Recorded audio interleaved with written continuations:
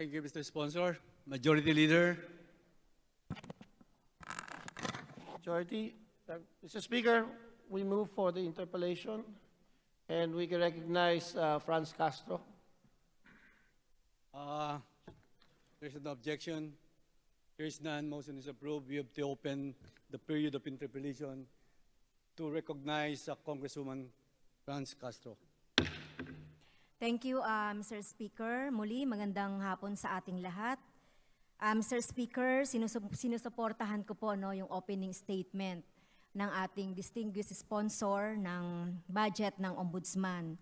Alam po natin na may fiscal authority ang Office of the Ombudsman at ako nga ay nag-aano pa na maayuda pa sana na madagdagan ang budget ng Office of the Ombudsman dahil napakahalaga talaga ng office na ito considering na yung pagiging transparent, accountable ng bawat empleyado, opisyal na napupunta sa gobyerno ay dapat maging transparent, accountable, especially doon sa kanyang doon sa kanyang pamumuhay at saka yung syempre isa sa reflection syempre dito ay Mr. Speaker ay yung halimbawa yung lifestyle, yung SALN, etc. So wala po akong wala po akong pagtutol doon sa budget, pero ito ay usapin lang na usapin lang ng for national interest yung tungkol dito sa sinasabi natin na matagal yung memorandum pero hindi wala po yata ditong naka-attach. Tignan natin mamaya. So sinasabi po ba Mr. Speaker ng ating ombudsman na katulad ng sinagot nung last year sa suma total ang circular number. Tingin ko po kasi Mr. Speaker, distinguished sponsor, ang memo circular number 2 na ito ay pagpapakipot ng access ng taong bayan sa isa sa pinakamahalagang source ng information kung may mga hidden wealth, unexplained wealth ang isang opisyal o hindi akma ang kanyang pamumuhay sa sweldo niya. Kung may mga negosyo o financial interest siyang hindi dapat pinangahawakan o pinapasukan. Mapapagkunan din ito ng iba pang mga impormasyon gaya ng kung sinong mga kamag-anak ng isang opisyal sa gobyerno. So, kung ito po ay minemaintain na nire-restrict, tama po ba? Sinasang-ayunan po ba ako ng distinguished sponsor? Itong memo number 1 ay restriction. Ito doon sa mismong sinasabi ng batas na RA 6713. Kasi dinagdag niya pa rito, meron dapat authority, notarized letter of authority, yung declarant. Mr. Speaker, Congresswoman Franz Castro, unang-una, ako'y nagpapasalamat na nanggaling na sa inyo na dagdagan natin ang budget ng Ombudsman. Sasabihin ko sana kanina ito, pero sapagkat ito po'y sinabi na ng minority, ay dapat na lang pong ito ay susugan ng majority. Ngayon, natanggap po ni Congresswoman Castro ang sulat ni Ombudsman Martires. Hawak-hawak ko rin po itong sulat na ito. Well, hindi ko po kailanman sasalungatin ang pahayag ng ating Ombudsman, Justice Martires. Sapagkat naniniwala po ako na bago niya sinabi ito, pinag-aralan niyo ho ito. Ako po hindi abogado, siya po isang abogado justice, mas alam niya ang batas kahit sino man sa atin na hindi po abogado. Naniniwala po ako na yung pong pagbigay ng SALN, at ako po ay nagbibigay ng SALN taon-taon. Why? Because that is my prerogative. Palagay ko po, isa rin prerogative ng ating Pangulo at sino man sa ating gobyerno ang mag-submit ng kanyang SALN. At pangalawa, hindi naman pwedeng ipilit ng ombudsman, kung tama po ako, na ang ating mga public officials ay mag-submit na kanilang SALN. Tinanong ko siya kanina, sinabi niya sa akin, Ang hindi pag-submit ng SALN ay wala pong tinatawag na criminal liability. Oo, walang nakukulong sapagkat hindi nagsubmit ng SALN. Walang nagbabayad ng penalty sapagkat hindi nagsubmit ng SALN. Wala po itong criminal liability. Ito lamang po ay tinatawag nating ministerial on the part of public officials na dapat sila ay maging tapat sa kanilang pagpapahayag ng kanilang SALN. Now, with respect to the question of Congresswoman Franz Castro, well, i-refer ko na lamang po ito sa kasagutan na ibinigay ni Justice Martires sa ating chairperson ng ating Appropriations Committee, at I would just base that to the wisdom of the Ombudsman because he is more learned than I am when it comes to law. Mr. Speaker, Congresswoman Castro. Ano ho? At sabi nga po niya sa akin kanina, that he is willing to be impeached rather than release automatically any SALN without any request or authority from the requester or someone that has a SALN. Maraming salamat po, Mr. Speaker, Madam Franz Castro. Thank you, Mr. Speaker, dun sa sagot ng ating ng ating distinguished sponsor.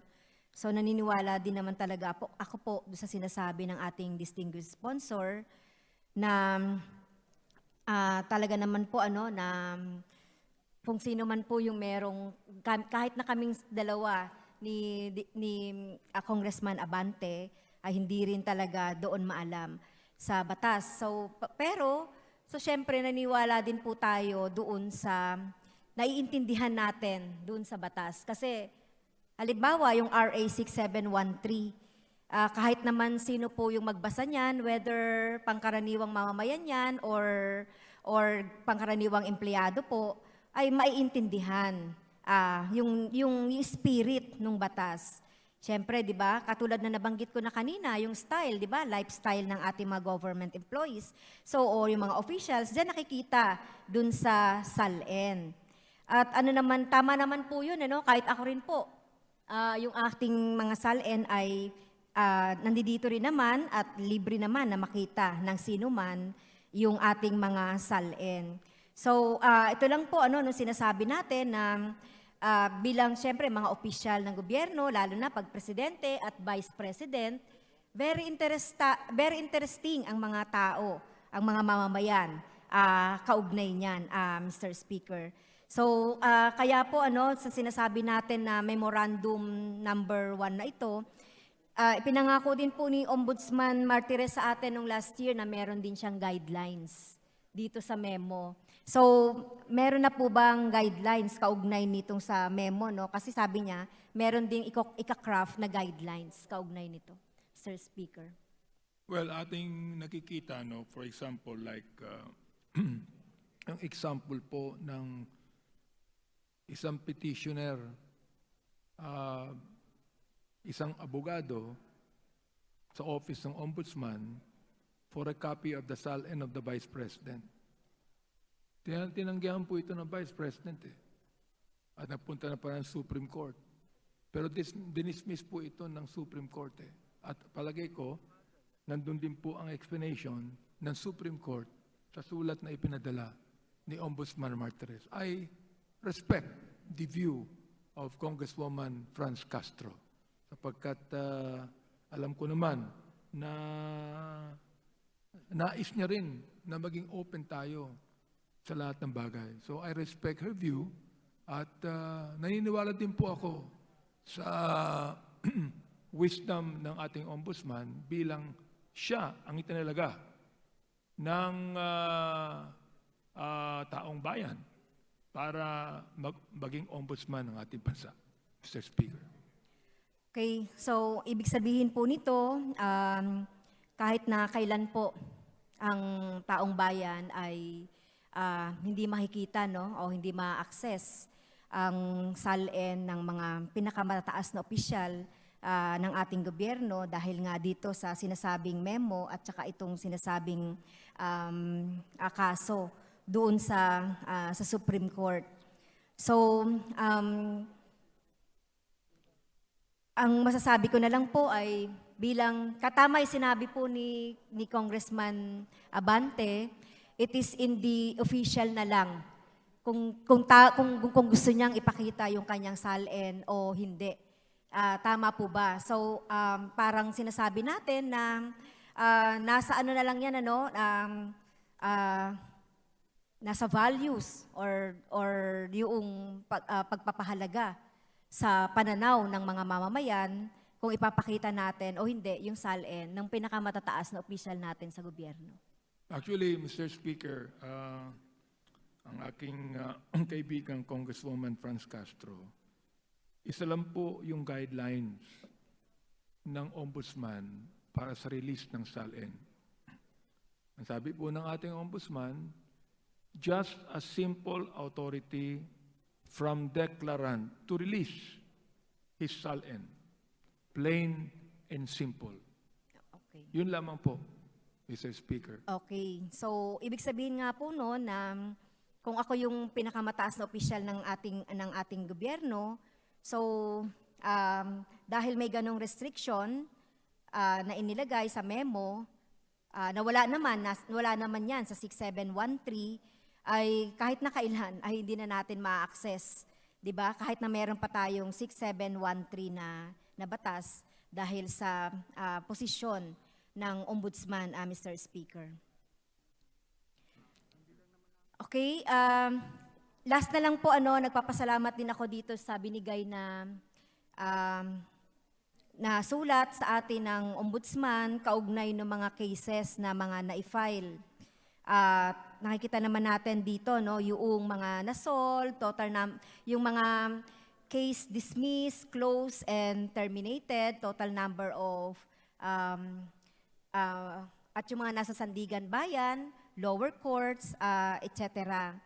So dito po ba sa binigay nating information, masasabi ba natin ilan po ba dito yung mga nakategorize din po ba ito doon sa depende doon sa posisyon niya, kung nasa matataas na posisyon at saka sa mga empleyado. Ilan pong percent dito yung nasa mas mabababang posisyon na nadesisyonan po? Ilan alin, Mr. Yung Speaker? nasa lower position po ng ating gobyerno. Ibig sabihin yung mga pangkaraniwang empleyado as compared dun sa may mas mataas. Ano po yung ratio nito dun sa Mr. Speaker, sa empleyadong mas mababa sa mas matataas na posisyon? ang sinabmit lamang po ng ating kagalang-galang na ombudsman ay ang summary. Ano po? At kung nais po ng ating congresswoman, ay magsasabit na lamang po sila ng listahan tungkol dito. Okay, thank you po Mr. Speaker, distinguished sponsor. So muli, Mr. Speaker, bigo na naman tayo. So isang tanong last na lang, Mr. Speaker.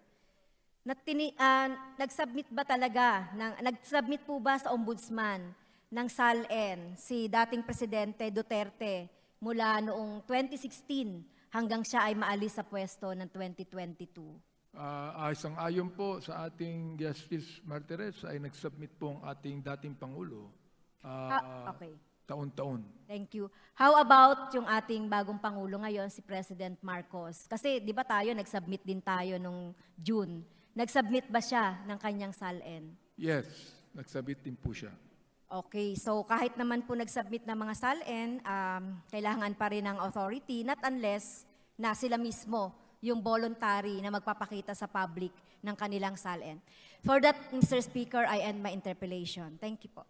Thank you, Congresswoman Franz Castro, Majority Leader. Mr. Speaker, next to interpellate the sponsor, I move that we recognize Representative Raul Manuel of Kabataan Party List. Congressman Raul Manuel of Kabataan Party List is recognized for your interpellation. Magandang hapon ulit, Mr. Speaker, at sa sponsor ng budget ng Office of Ombudsman. Meron lang akong ilang mga tanong na inline din dun sa paano ginagampanan ng opisina na ito yung kanyang mandato.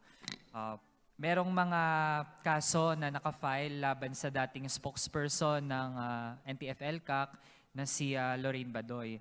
Aside po sa representasyon na ito, no, lalo na through its former Congresswoman Sara Elago, ay meron ding iba't iba pang mga civil society organizations, pati mga health professionals na nagsampa ng kaso dahil nga dun sa threat to life and security na naidudulot ng mga naging aktibidad ng personaheng ito, no? Along with other top officials, of course, of this task force. Na-file sa Office of the Ombudsman yung mga kasong ito, Mr. Speaker. Kaya gusto din nating makahingi ng update mula sa Office of the Ombudsman kung kumusta na ba yung pag-usad ng ganitong mga kaso? Okay, Mr. Speaker, Congressman Manuel, alam nyo, nung ako minority leader, ako rin po yung red tag ni Undersecretary Badoy.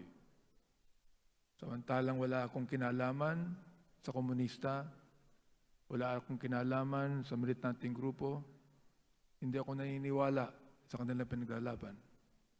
Pero hindi po ako nag-complain sa Ombudsman. Sabi ko lamang na ito marahil ang mandato ng LTF-ELCAC na gawin nila. Kaya gusto ko pang sabihin, lahat po ng mga complaint sa Ombudsman tungkol kay Undersecretary Badoy, ano po, ay sabi po ng ating butihing Ombudsman Martires, it's still pending. Mr. Speaker, meron po ba tayong maaasahang timeline, no, kung kailan posibleng umusad yung mga kasong ito, kailan magsisimula yung proceedings at ano din yung ina-expect nating timeline para sa iba pang mga proseso hinggil sa mga kasong ito? Okay, salamat po sa katanungan niya, Mr. Speaker. No? Unang-una, gusto kong sabihin na napakaraming kaso na na-file sa Ombudsman. Pangalawa, ay hindi po nila masasabi ito, ang timeline, excuse me, sapagkat wala naman pong batas na anti-tagging. There is no such thing as anti-tagging law. Ngayon, dito sa Kongreso, kung si Congressman Raul Manuel ang mag-i-sponsor at magiging principal author ng anti-tagging law bill, siguro mas magiging maganda yan upang mag-aksyon ang Ombudsman tungkol dito. Yes, Mr. Speaker. In fact, no, dahil nabanggit na rin nung ating kagalang-galang na sponsor, ay na-file na natin yung panukalang batas hinggil dyan. Now, on the other hand, Mr. Speaker, ay meron kasing iba pang Mr. Speaker, sasamahan kita doon, huwag kang mag-alala. Ayan. So, tukod din yung Mr. Speaker, ay bagamat wala pang enabling law, no, tungkol dun sa specific matter na iyon, merong ibang mga bagay na doon pwedeng managot yung dating opisyal ng NTF-ELCAC. Kaya, Mr. Speaker, asahan natin na magkaroon din ng mas firm, no, na pag-handle sa ganito mga kaso yung Office of the Ombudsman. Kasi hindi lang nalilimit yung effects nito dun sa pagbabansag, no, o paglilabel. It translates actually to real-world threats. No? For example, illegal arrests, detention, even torture and death, Mr. Speaker. Kaya we request, no, for immediate hearing and resolution of these cases, and we count on the Office of the Ombudsman to fulfill its mandate as protectors of the people, to act promptly on complaints filed in any form or manner against officers or employees of the government at mga agencies and instrumentalities nito. Pangalawang punto, Mr. Speaker, ay naging result din nung mga investigations ng Commission on Audit, yung tungkol dun sa staffing ng Office of the Ombudsman. Napansin na maraming mga top-level officials, pero kulang naman yung mga naitatalaga, no, o nafi-fill in dun sa mga mas mababang posisyon, Mr. Speaker. Now, I'm interested to hear kung ano yung mga action steps ng Office of the Ombudsman para matugunan ito.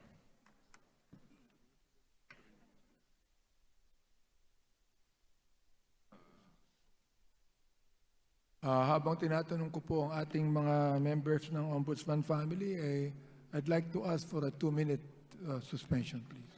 Session suspended.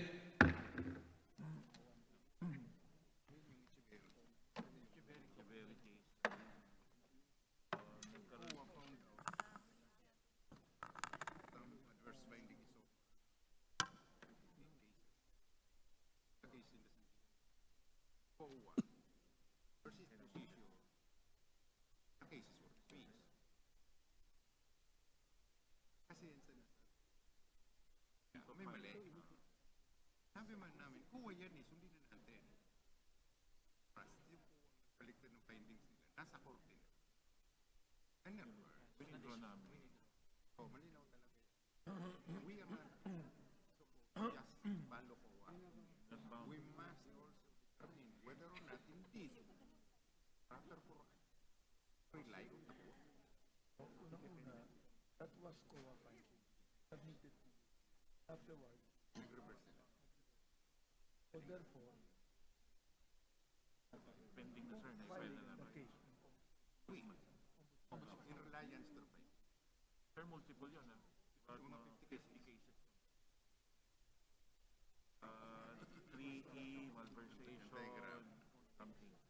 Tapos pending the hearings, i-reverse ng COA ang sarili nila. Claiming na walang complaint ng COA is what? Yun, sir. About malversation, 3E. Violation, sir.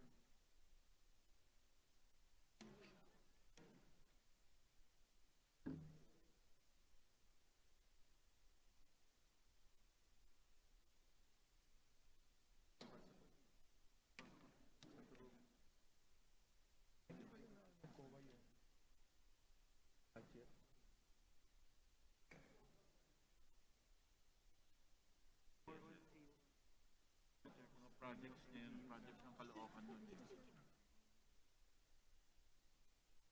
And first findings. What was the complaint? Ano lang again? The result of LGU. yes. The result of the office of the relying on the cases. Tapos severely went up when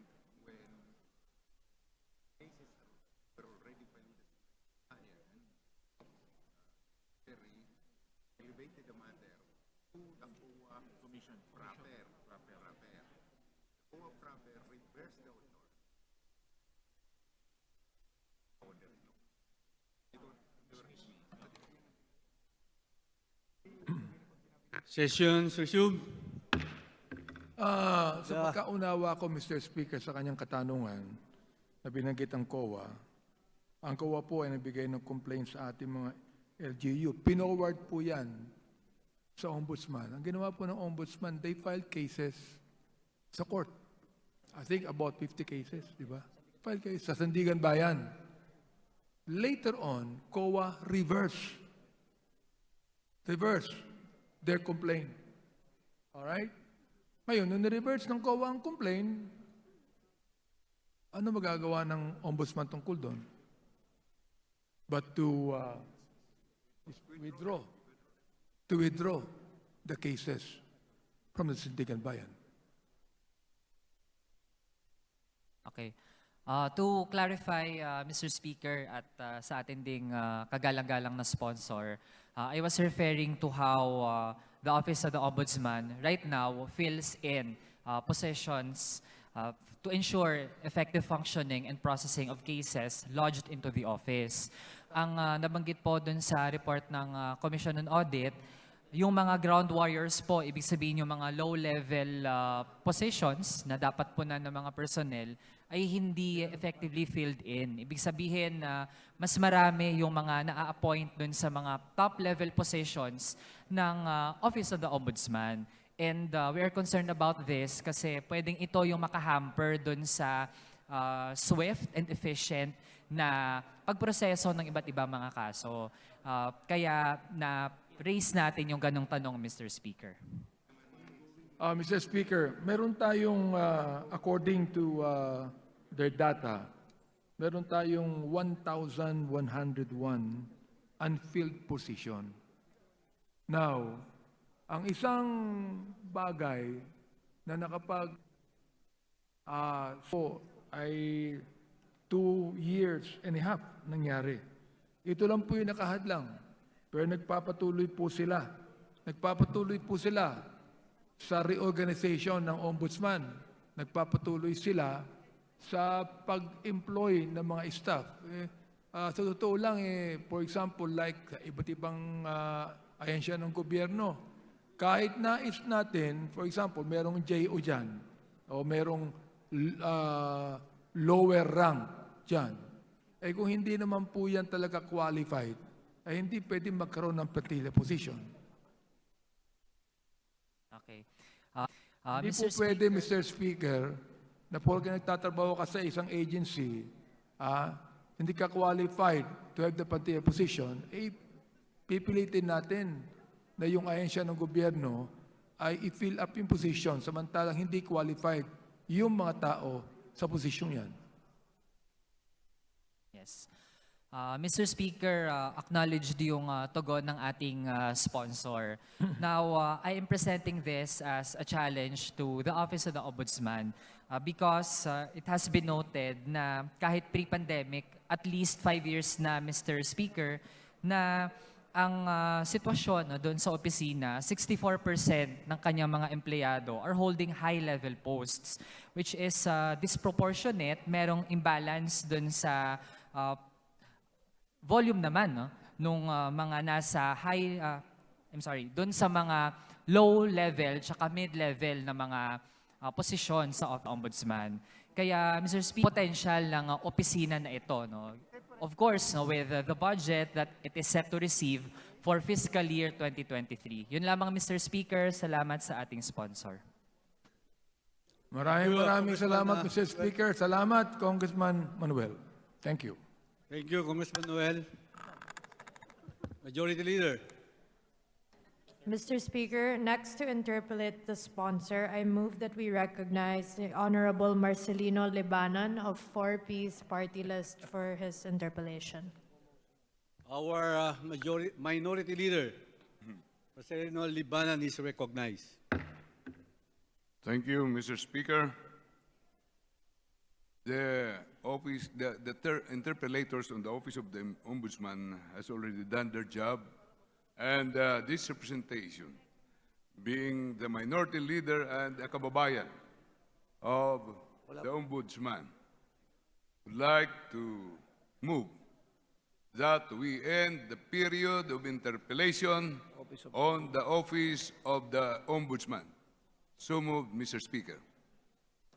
Thank you, Minority Leader. Majority Leader. Mr. Speaker, on the part of the majority, we join the minority in the motion to terminate the interpellations of the proposed budget of the Office of the Ombudsman. So moved, Mr. Speaker. Is there any objection? The chair is none. The period of sponsorship is hereby terminated. Congratulations. Mr. Speaker, just one word, Mr. Speaker. Yes, Mr. Sponsor. I appreciate the minority leader for such a positive response, and also I would like to greet him a happy birthday. Thank you, Mr. Sponsor. Happy birthday, Minority Leader. We move to Congratulations 1 minute to the Ombudsman. suspension, Mr. Speaker. Session suspended. Okay. Andito si...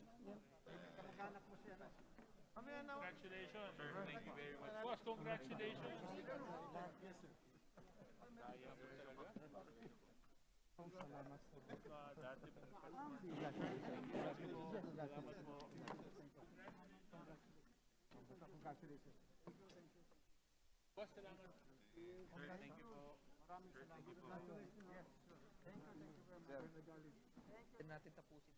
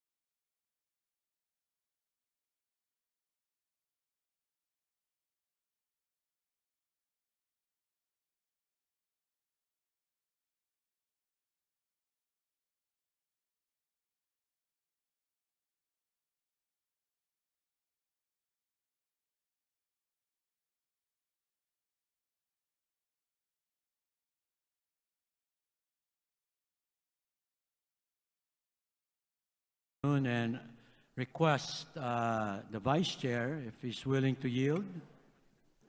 Gladly, Mr. Speaker. Thank you, Mr. Speaker. Just about a year ago, I was over there defending the budget of the ARTA, and now here I'm interpreting. But this will be a friendly, supportive interpolation.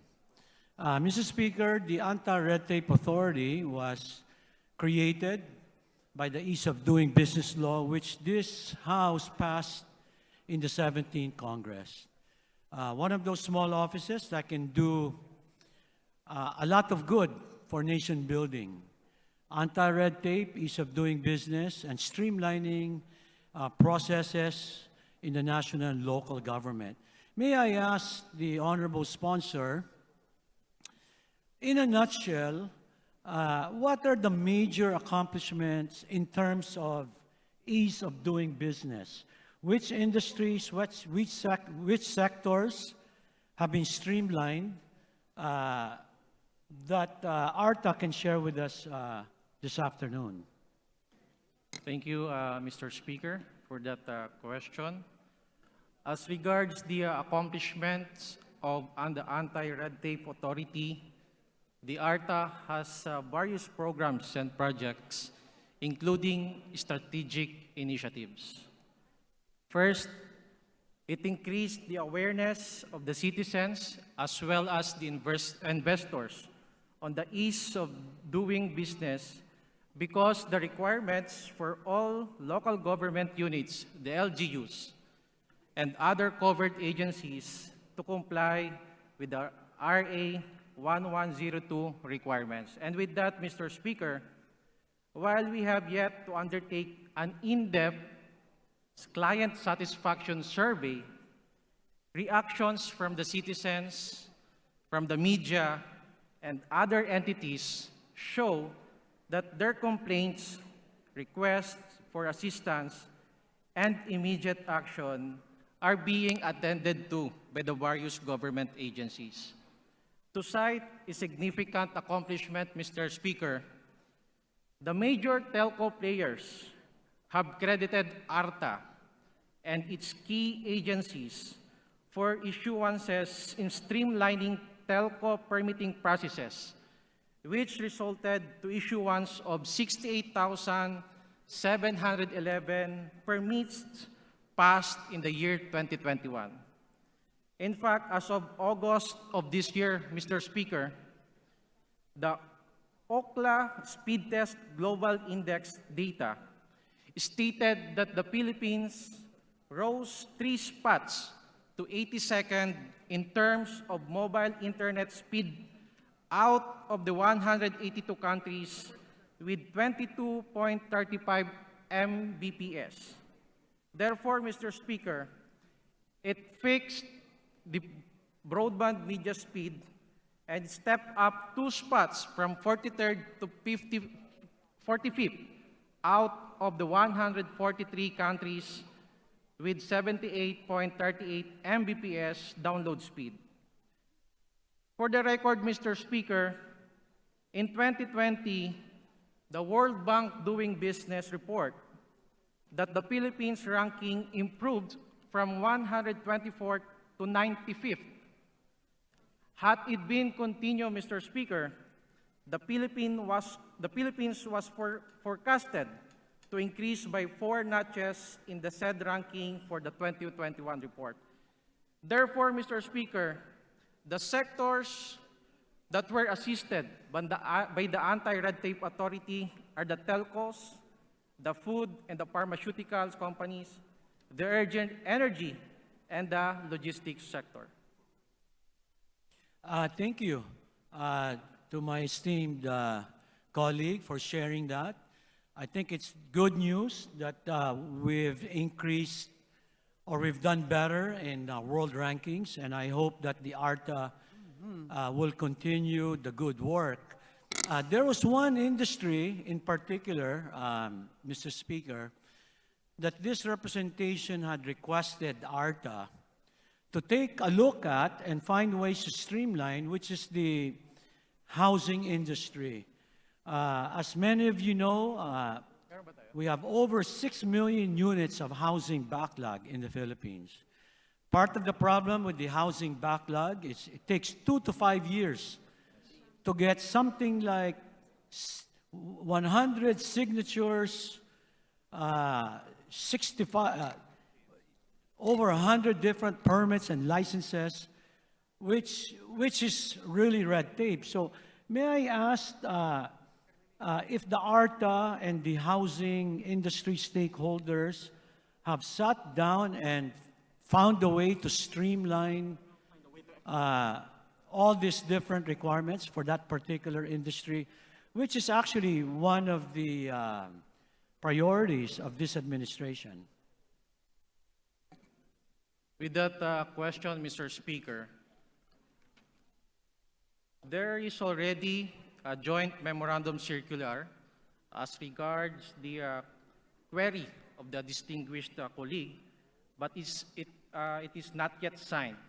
But the commitment of the Anti-Red Tape Authority, Mr. Speaker, is to expedite this joint memorandum circular together with the various concerned housing authorities so that we could expedite whatever permits and licenses that has to be released pursuant to this. Will push ARTA to make sure that the housing industry is included in the priorities of ARTA.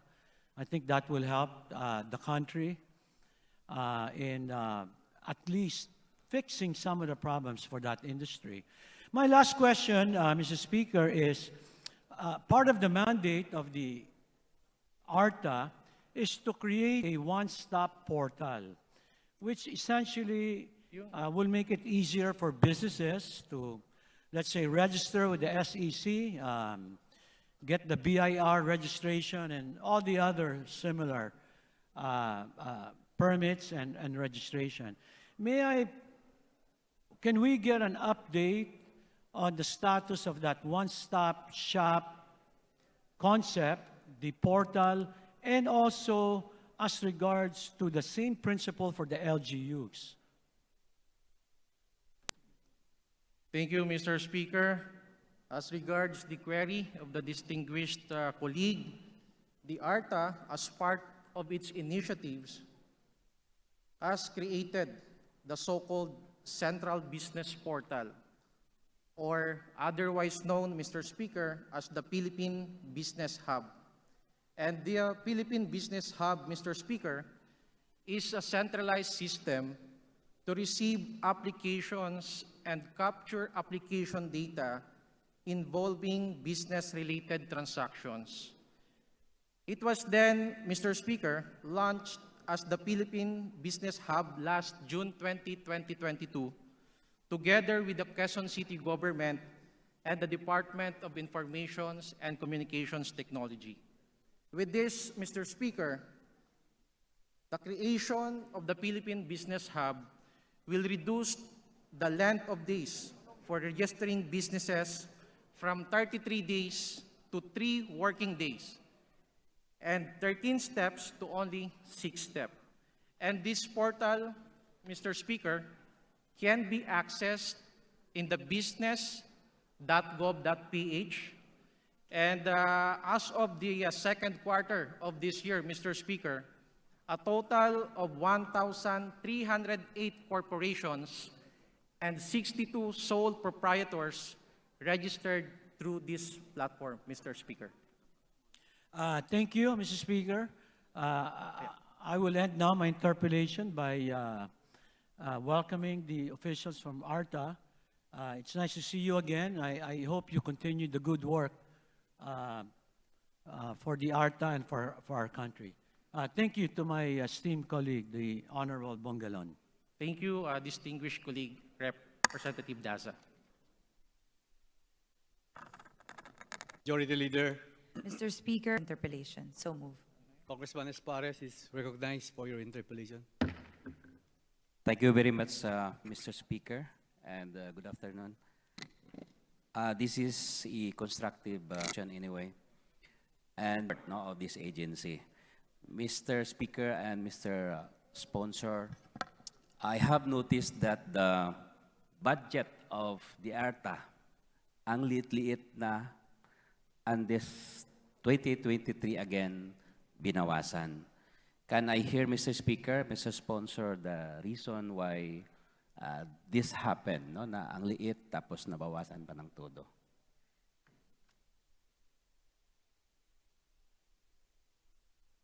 Yes, with the statement and the question of the Honorable Mons Pares, na lumiit po yung budget ng Anti-Red Tape Authority.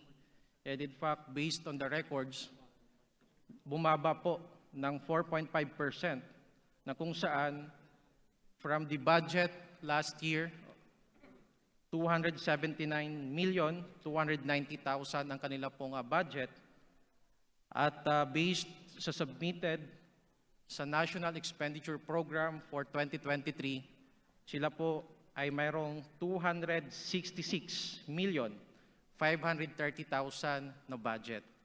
And the possible reason for the decrease of the budget of the Anti-Red Tape Authority ay dahil po zero ang kanila pong capital outlay for the fiscal year 2023.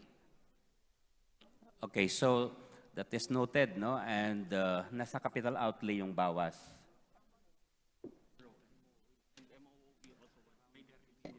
Again, Mr. Speaker, yung capital outlay po nila is zero at nabawasan din po sila sa MOOE, Mr. Speaker, Okay. ng 30 million pesos. Thank you very much, Mr. Speaker, Mr. Sponsor.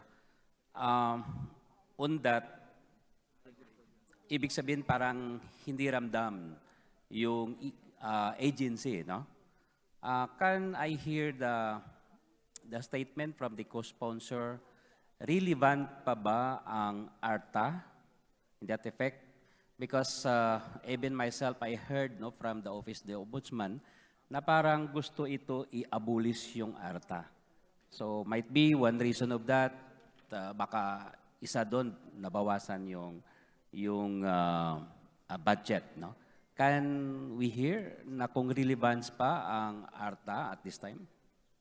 Yes, Mr. Speaker, distinguished colleague, the Anti-Red Tape Authority is still relevant in all the government processes. And in fact, Mr. Speaker, the ARTA, the Anti-Red Tape Authority, is identified as one of the committee members of the proposed Committee on National Government Right-Sizing. With this, Mr. Speaker, it is one of the top priority bills of the Marcos administration proposed by no less than President Marcos during his first State of the Nation address. And regarding po doon sa nabanggit po ng ating distinguished colleague na meron pong call for the abolition of the Anti-Red Tape Authority, base po sa kanilang statement ng Anti-Red Tape Authority, they respect the statement made with the Justice and the good Ombudsman Samuel Martires as regards the abolition, alleging that the creation of the Anti-Red Tape Authority is unconstitutional as it encroaches to the powers and duties of the Office of the Ombudsman. With that, Mr. Speaker, the Anti-Red Tape Authority is reaching out to the Office of the Ombudsman to seek clarification on the agency's investigative function to ensure that it is aligned with the jurisdiction of the Office of the Ombudsman, Mr. Speaker. Thank you very much for that, Mr. Speaker, no? But then, based on the ground, yung mga experiences natin, malaki ang tulong nitong ARTA. Mapabilis, mayroon tayong sumbungan, and then yung one-stop shop natin. Mr. Speaker, Mr. Sponsor, do you have data ba? Say in the year 2021, last year, do you have a summary of ilang sumbong, ilang mga reklamo ang natanggap ng opisina, at on that, out of those mga complaints at sumbong, ilan yung na-resolve by the ARTA itself? Thank you, Mr. Speaker. As regards the complaints received by the Anti-Red Tape Authority based on the record as of August 31, 2022, there are several accomplishments made by this office. As regards the entrapment operations and anti-fixing campaign, there were 21 entrapment operations recorded, 28 fixers apprehended, and there were 3 convictions of the violation of the said law.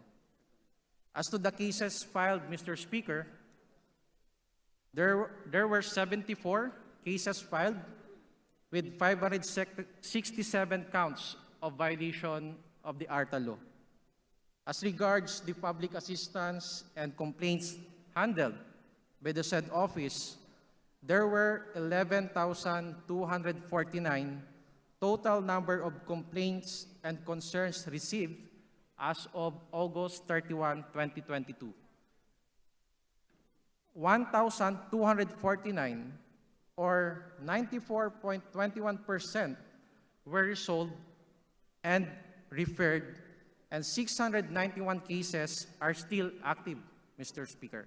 And that is based on the record of the Anti-Red Tape Authority. Thank you again, Mr. Speaker, on that. No? Very significant figures.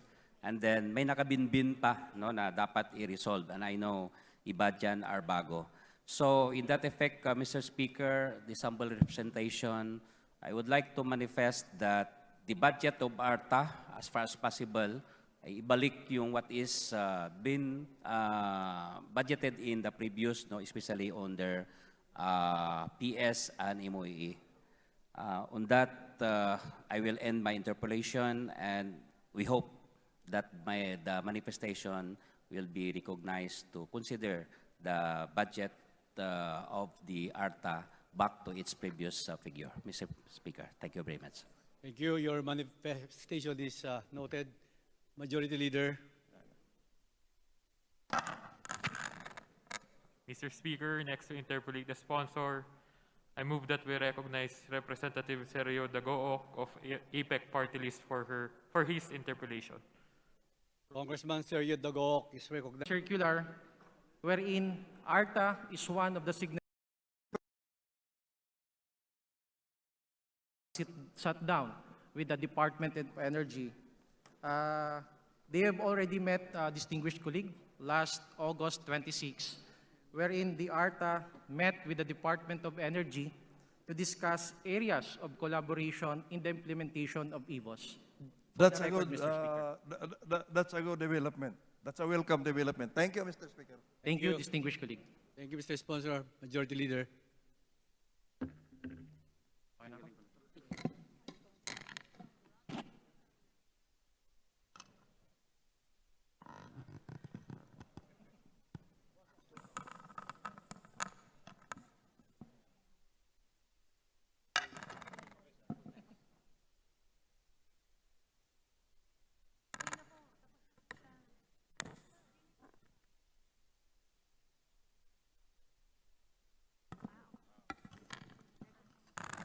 Mr. Speaker, I move to recognize the Honorable Espares.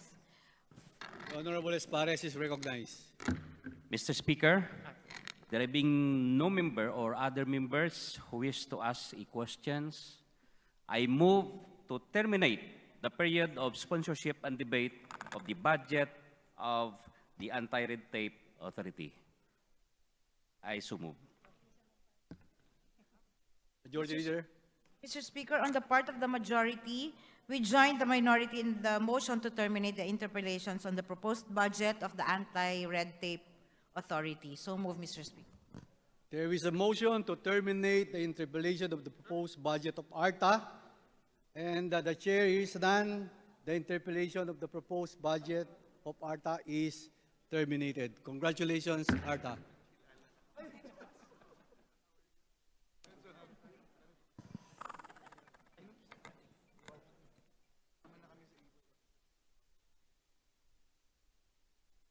Majority Leader. Mr. Speaker, I move that we proceed with the interpellations on the budget of the Department of Finance. So move, Mr. Speaker. There is a motion to open the interpellation of the agency of Department of Finance, including attached agencies.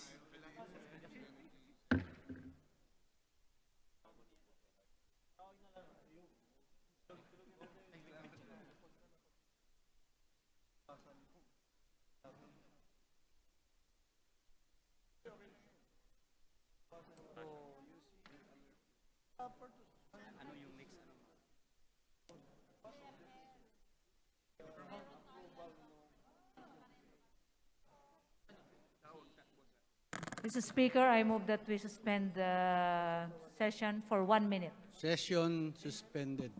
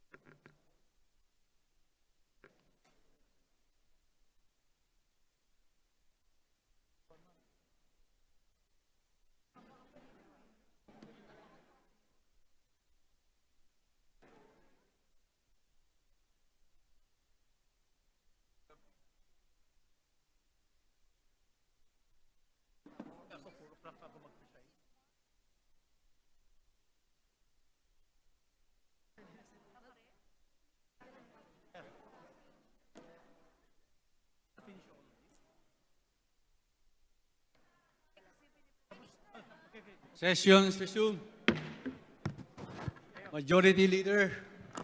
Mr. Speaker, I would like to reiterate my previous motion that we proceed with the interpellations of the budget of the Department of Finance. So move, Mr. Speaker. Is there any objection? The chair is done. Motion is approved. So the chairperson to defend is Congressman Horacio Swansing. You recognize her. Mr. Sponsor.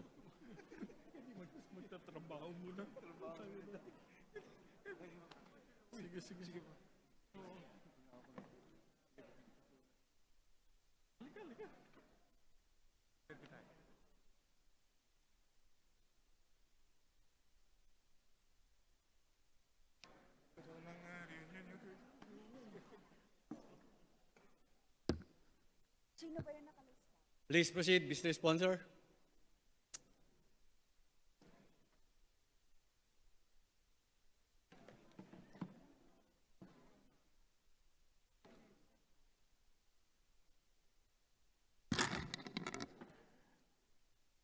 Thank you, Mr. Speaker. Mr. Speaker, my esteemed colleagues, honorable guests of this august chamber, good afternoon. I stand before you today to present the proposed budget of the Department of Finance and its attached agencies for fiscal year 2023. Anchored in effective a new, audacious chapter in the national economic growth experience the national government's 2022-2028 medium-term fiscal framework outlines key pursuits in promoting salient investments in the economic security of all Filipinos. The prioritization of investment in social security and protection, in climate-adaptive infrastructure programs, in renewable energy, agriculture and food security, and in improving the employability and employment outcomes of our workers, underscores the national government commitment to establish a leading, thriving, modern national economy whose growth experience impacts broad-based, sustainable, inclusive economic growth, especially within our country's marginalized communities. Our pursuit for inclusive economic growth has not been new. National-level goals to achieve growth that is rapid and sustainable, propelled by the dynamic national industries that encourages positive employment outcomes for both skilled and less skilled workers, that reduces the number of our nation's poor, establishes robust, diversified sources of local income and employment, and subsequently ameliorates long-standing income and social inequalities have long been prominent parts of the guiding frameworks that govern our national policies.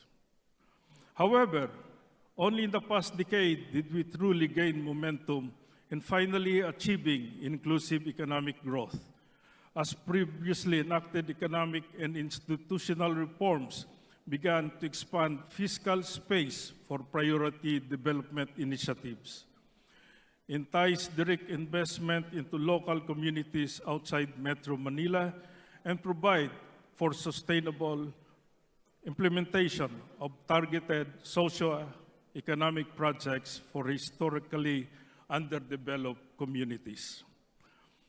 Our national growth experience from 2010 to 2019, which ushered in milestones in pursuits for infrastructure development, industrial development, job creation, poverty reduction, and social security, was in no small part due to the efforts of the Department of Finance and its attached agencies. Notable improvement in the country's tax revenues efforts, which reached their highest levels in the last 25 years, were a consequence of the institutional reforms introduced by the Department of Finance, the Bureau of Internal Revenue, and the Bureau of Customs to improve revenue collection mechanisms and slowly eradicate structural and bureaucratic issues that impact leakages in tax administration efficiency. By spearheading the passage of legislative measures that expand and fortify our public revenue basis, improve the domestic investment climate, and increase investors' confidence in our domestic markets, the Department of Finance has also assured the sustainability of efforts to promote industry development and to enhance local employment outcomes while continually funding key investments in human capital development. Moreover, persistent efforts by the Department of Finance and the Bureau of Treasury to diversify the national government financial portfolio and to ensure sustainable, more domestic means of financing national programs insulate our country's economy from the unwanted risk of foreign currency fluctuations and global downturns. Among its many accomplishments, as our nation's institutional leader for fiscal management and administration, these particular successes of the Department of Finance were prominent pillars of our decade-long growth experience and our pursuit to finally achieve inclusive economic growth for our local communities. As our national growth experience was temporarily derailed by the dire economic effects of the COVID-19 pandemic, the Department of Finance did not waver from building upon its success from previously enacted institutional reforms in order to provide much-needed budgetary support for the national government COVID-19 response and recovery programs. Upon recognizing the necessity for borrowing to source funding to respond to the immediate needs of our local communities, agencies of the Department of Finance remained steadfast in diversifying the country's finance portfolio by broadening the domestic bond market while capitalizing on investor confidence in Philippine markets by issuing mid to long tenor securities and by assuming debt obligations with medium to long-term maturities in order not to impose too heavy a burden on government revenues in the short term and to allow for fiscal space to fund medium to long-term economic recovery projects. These efforts by the Department of Finance were requisite in placing our countries back to the road of full economic recovery. And these very efforts are the reasons why the Philippines is now positioned to build upon the structural reforms that enabled its previously decade-long growth experience in order to finally effect the dismantling of income, economic and social inequalities, and fully realize our long elusive pursuit of inclusive economic growth for all Filipinos. Now, as our country recovers from the economic effects of the COVID-19 pandemic and as transnational trade begins to slowly recover to pre-pandemic levels, it is imperative that we arm the Department of Finance, its attached agencies, with the necessary support for them to continually assure the sustainability of our salient investments for the economic security of our citizens, in line with the national government's pursuit for inclusive economic growth. The Department of Finance proposed budget of 30.57 billion pesos strengthens the institutional mechanisms that have enabled the successes of the department and its attached agencies in their mandates of revenue collection and generation in sound fiscal management and administration.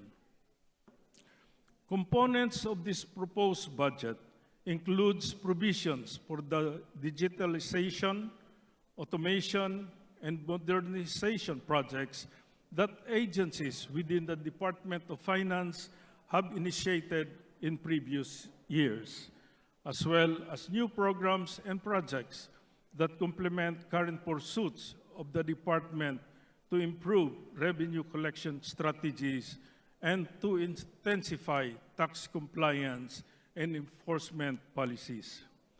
Given the proven performances of our revenue-generating and collection agencies, it is our hope that the Department of Finance and its attached agencies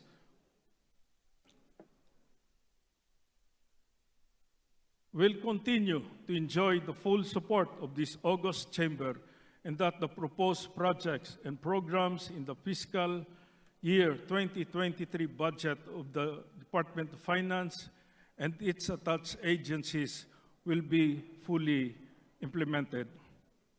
Furthermore, in light of the goals to improve institutional mechanisms for revenue collection, I would like to appeal your support for the inclusion of the supplemental budget of the Bureau of Customs amounting to 145 million pesos, which, if approved, will be allocated to the Bureau's radio communication infrastructure program and the outsourcing of professional services to additional personnel to complement the duties and responsibilities of regular workers of the Bureau of Customs. Particularly, the inclusion of the radio communication system infrastructure into the approved budget of the Bureau of Customs will be of great help in sustaining the intensified anti-smuggling campaigns presently implemented by the Bureau, as it would connect the Bureau's 17 ports, 2 subports in Palawan and Tawi-Tawi, and 20 fast patrol vessels to a single dispatch and control system, providing voice communication, short data messages, and GPS tracking in order to enhance the command and control capabilities of the Bureau of Customs.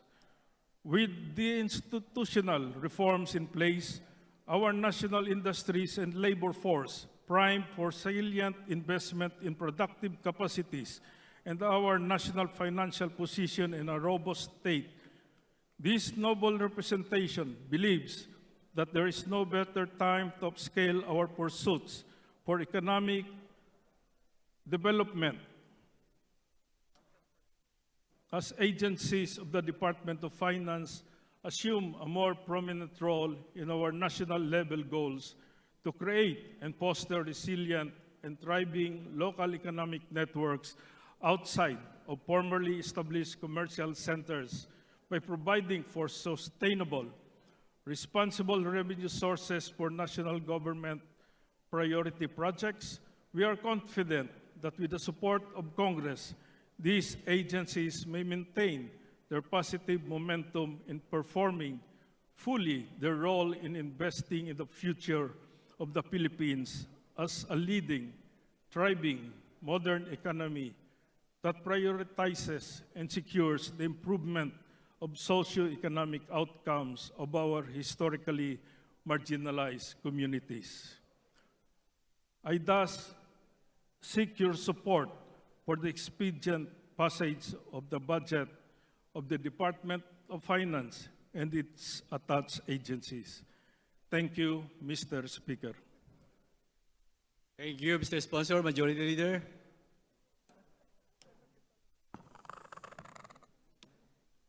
Mr. Speaker, I move that we recognize Representative Arlene Brosas of Gabriela Party List to interpolate the sponsor on the proposed budget of the Department of Finance.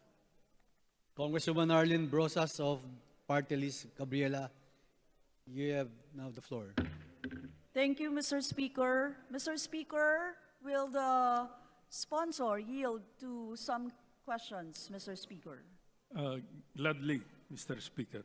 Thank you, Mr. Speaker. Mr. Speaker, Mr. Sponsor, magkano po ba ang total budget na hinihingi ng DOF? No problem, no problem. Ang hinihingi na budget ng Department of Finance is 30 billion, Mr. Speaker. 30 billion, Mr. Speaker.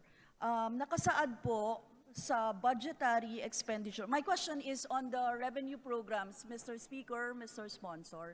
Nakasaad po kasi sa BESF o budgetary expenditures and sourcing of financing na 3.46 trillion ang projected tax revenues sa susunod na taon. Tama po ba, Mr. Speaker?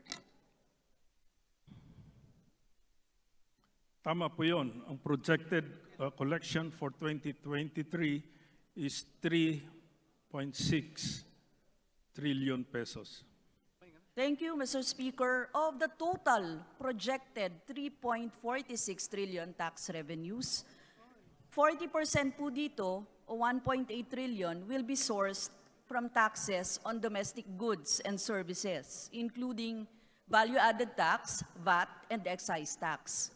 Meanwhile, 37.4% o 1.295 trillion will come from taxes on net income and profits. Tama po ba ito, Mr. Speaker?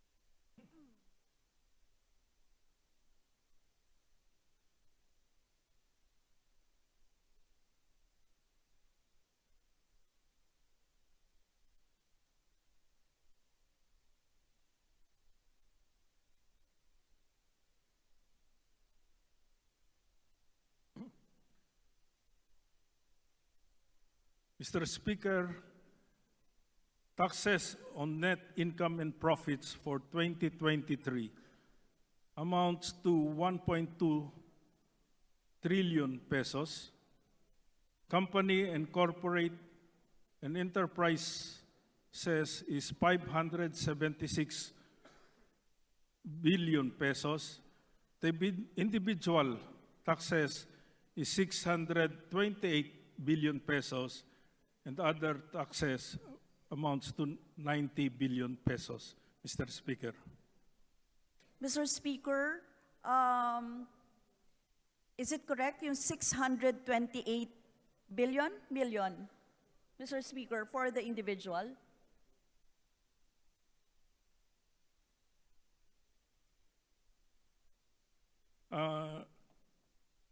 Yes, Mr. Speaker. The individual income or taxes from individuals amounts to 628 billion pesos, Mr. Speaker. 698? 28. Okay, thank you, Mr. Speaker. Mr. Speaker, sa taxes on net income and profits na projected for next year, magkano po dito ang tansya na manggagaling sa corporate income tax?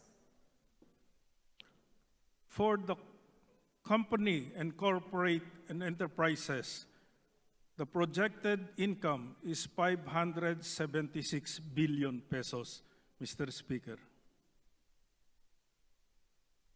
Magkano naman po yung manggagaling sa personal income tax? 628 billion pesos, Mr. Speaker. Thank you, Mr. Speaker. So, mas malaki yung sa personal income tax, right? Kesa doon sa corporate income tax. May we also know, Mr. Speaker, kung magkano ang foregone revenues from corporate income tax last year due to the implementation of CREATE Law?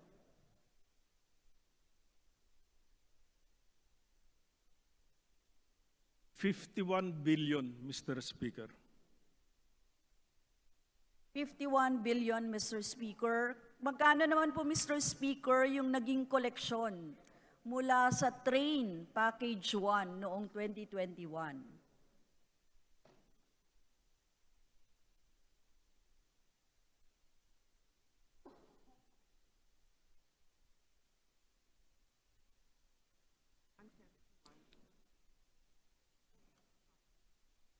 For package 1 of the train, we collected taxes of 171 billion pesos in 2021, Mr. Speaker.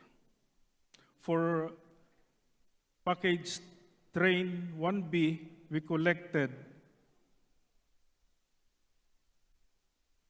4.6 billion pesos.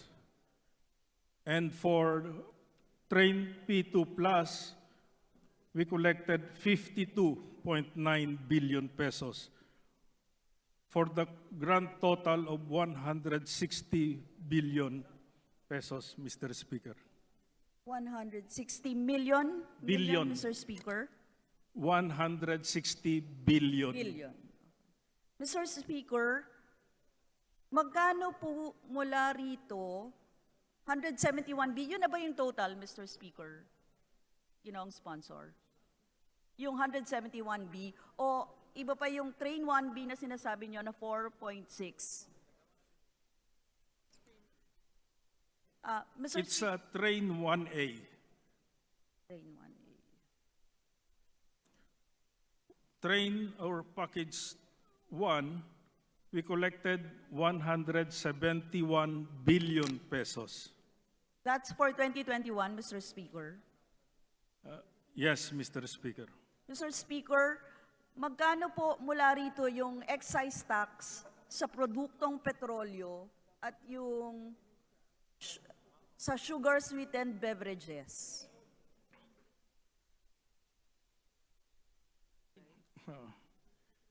For petroleum products, we collected excise tax amounting to 119 billion pesos. And for sugar-sweetened beverage, we collected 39 billion pesos, Mr. Speaker. Thank you, Mr. Speaker. Pag sinabi po bang Train 1 nila yung prioridad for budget ng 2023? Kasi kanina pinag-uusapan po natin na walang financial assistance or kulang yung financial assistance programs gaya ng IX, AMP, tapos wala tayong direct cash aid. Tapos wala rin naman tayong long-term job generation plan for this. So, Mr. Speaker, pero bubuwisan natin ng malaki yung mga mamamayan natin. And meron po tayo, kanina din binanggit, kaugnay sa medium-term fiscal framework, Mr. Speaker, ng Marcos Jr. administration, may mga bagong buwis pa na ilalagay or ipapataw.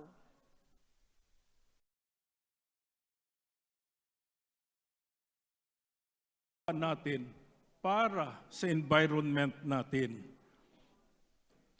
Gusto ko lang po sabihin sa punto na ito na marami po tayong tax administrative measures na ginagawa especially yung BIR at saka yung Bureau of Customs. Yung BIR po, meron silang tinatawag na DX program.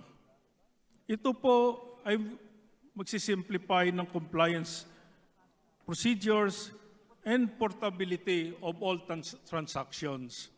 Ito po makikita natin na binobroaden nila ang tax base para makakolekta ng malaki sa mga existing taxpayers.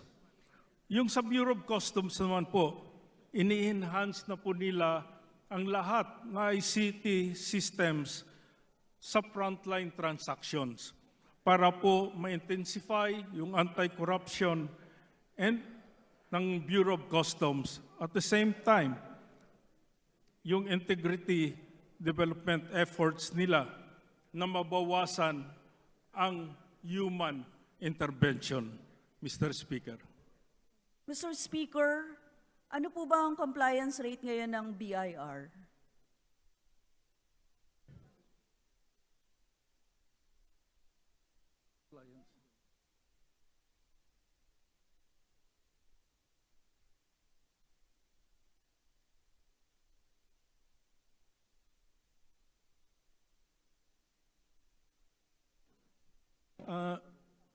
Mr. Speaker, increase in the number of registered taxpayers.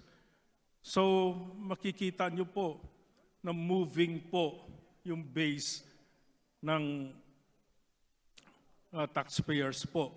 So pag sinabi mo na this year 99% ang target namin, pag next year babago na rin po yun dahil tumataas ang tax base po natin, Mr. Speaker. So, Mr. Speaker, ano po ang basis nitong pagbobroaden ng tax base? Ito po, yung programa po ito ng BIR. Number 1 po, paano nila i-increase ang revenue collection po nila? Ang mga ginagawa ng BIR ay number 1, meron silang offline kandado. Pangalawa po, meron silang digitalization of BIR systems, tapos compliance drive. So makikita mo na marami pa ang ginagawa nila para dito sa enforcement programs nila. Maliban sa sinasabi ko, meron pa silang run after tax evaders programs, intensified audit and investigation, and excise tax monitoring activities. Mr. Speaker, Ginoong Sponsor, may I have a copy of the report? Ano po? Report na siguro yan, ano? Opo. Target compliance at saka... I will gladly give a copy to my distinguished colleague, Mr. Speaker. Yes, thank you, Mr. Speaker, Mr. Sponsor. Now, Mr. Speaker, Mr. Sponsor, I would like to confirm if the consumption taxes constitute a larger share in financing in the 2023 revenue program ng administration na ito.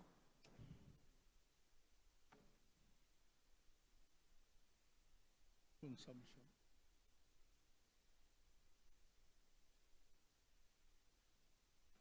$1.207992. Ang projection po ngayon ay 1.387439. So, Mr. Speaker, ibig sabihin, tapos yung taxes on net income ay 1.057346 noong 2021, 1.195681 noong 2022, at yung projection po ay 1.295892 ng 2023. So, Mr. Speaker, lumalabas talagang consumption taxes yung larger share financing ng 2023. Tama po ba? Ang palagi obserbasyon ng mga economist natin dito sa bansa ay ang atin economy po ngayon ay consumption-driven and import-driven po. Kaya po gusto ng mga dalubhasa sa ekonomiya na sana by 2028 magiging export-driven tayo at saka investment-driven po.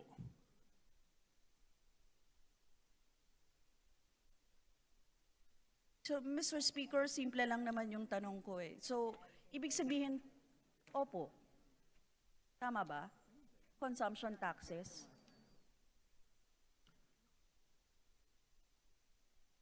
Ako lang, Mr. Speaker, Ginoong Sponsor. Hindi na nga natin matutulungan, ano? Kanina kasi ini-insist ko yung 2.3 million na mahihirap sa ating bansa na walang programa para sa pagtulong. Kasi hindi naman sila sinama sa AIX, binabaan pa nga. Hindi naman sila sinama sa TUPAD, binabaan pa nga. Hindi naman sila sinama sa mga immediate safety nets na nangangailangan. Tapos meron tayong bilang ng maraming walang trabaho. Tapos, in fact, matindi yung inaabot, nadagdagan talaga tayo ng mahihirap ngayon na kailangan ng mga ganito. At hindi naman yon maibabalik sa kanila kasi yung priority ng gobyerno kanina, hindi naman para sa cash aid, para sa mga mahihirap, di ba? Hindi naman cash assistance para sa ating mga nangangailangan. Tapos, here we are talking about taxes na siyang pagkukunan din ng pondo ng ating 2023 budget. Lumalabas dito sa 2023 budget dahil consumption-based nga ang sinabi ninyo and import-driven, and consumption-based, hindi ba kukunin din natin sa ating mga mamamayan yung taxes na yon? So, Mr. parang Speaker, ginigisa po sila, Mr. Speaker, Mr. Sponsor, sa sarili nating mantika. gusto ko lang po i-align ang pinag-uusapan natin dito, ang distinguished colleague. Ang consumption taxes ba na sinasabi mo, ang point of discussion, ito ba ang VAT at saka excise taxes? Distinguished interpolator, you have less than 1 minute. Please wind up. Yes, Mr. Speaker, ito po yung taxes na kinukuha sa mga mamamayan. Ito po yung excise tax, ito po yung shoulder natin. Pag ganito po, yung consumption taxes na nakatukoy lang po sa VAT at saka excise taxes, ay hindi po ito regressive taxation. Bakit po? Ang mga gumagamit lang ng mga goods na excisable, mga gasolina kunwari, ay para lang yun sa may kaya. Yung lumalabas na yung walang kaya, exempted naman sila. Marami naman VAT exempted na mga kagamitan. So, on that aspect, Mr. Speaker, mayayaman lang po ang gumagamit or nagbabayad ng VAT at saka excise taxes. Thank you very much. Distinguished interpolator, your time is up. Yes, thank you, Mr. Speaker. Maraming salamat. Mr. Speaker, gusto ko lang sabihin na doon sa mga excise tax, value-added tax, pinapasan din po siya ng mga ordinaryong mamamayan dahil kinukonsumo ng mga ordinaryong mamamayan, lalo na ng mga mahihirap, yung mga produkto, goods, services na araw-araw din nilang ginagamit at apektado din sila dito. Kaya, Mr. Speaker, sa 2023 budget, sana po magkaroon tayo ng direct cash aid assistance para sa ating mga mahihirap na mamamayan. Maraming salamat, Mr. Speaker. Ginoong sponsor, thank you very much. Dagang salamat. Majority Leader. Mr. Speaker, I move that we recognize the Honorable Franz L. Castro of Party List ACT Teachers for her interpellation. Honorable Franz Castro is recognized to interpolate.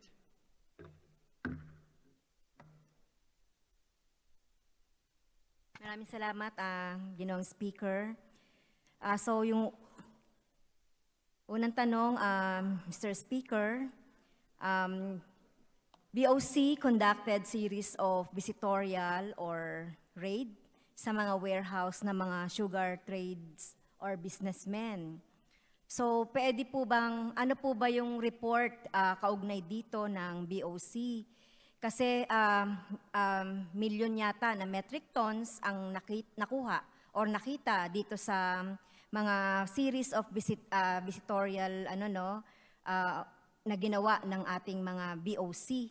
So pwede po bang magbigay ng update ang ating distinguished sponsor kaugnay po nito? Kasi Mr. Speaker, kahit na marami pong mga nakikitang mga sugar or asukal sa mga warehouse, pero parang nadoon lang po ba? Hindi pa po ba ito na-distribute? Kasi mahal pa rin po yung asukal sa merkado, Mr. Speaker.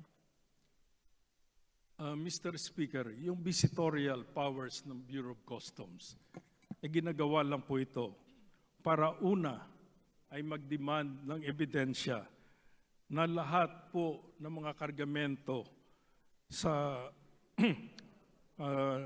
sa storage or open for sale spaces ay nakabayad ng tamang buwis. So, pagkatapos po sila binibisita ng mga customs personnel at saka other non-national law enforcement agencies kagaya ng NBI, ng Coast Guard, po ng lahat na requirements for imported sugar ay pipresenta po nila yan sa Bureau of Customs. Yung sa mga local sugar test pa lang na nagpipresenta ang mga binisita ng mga warehouses po. Ang mga may-ari ng warehouses na binisita ng customs ay pumupunta po para magbigay ng kanilang mga dokumento. So, Mr. Speaker, wala itong magiging epekto dun sa magiging presyo. Kasi kung meron po bang, halimbawa, ito ay tinatago lang or hoarding, kung meron tayong nakuhang ganon, so hindi rin siya i-epekto doon sa sugar supply natin in the market. Yung ginagawa ng BOC. Ito po, ginagawa lang nila under sa CMTA po na para bisitahin, para alam lang na ang mga asukal na nakatago po ito sa mga different warehouses na binisita nila ay hindi po smuggled sugar. Yun po lang ang punto ng visitorial Papababa ng presyo ng ating mga asukal, pero parang wala pong epekto, no? Yung mga ginagawang ito. So, punta na po ako doon sa aking iba pang mga topic, Mr. Speaker.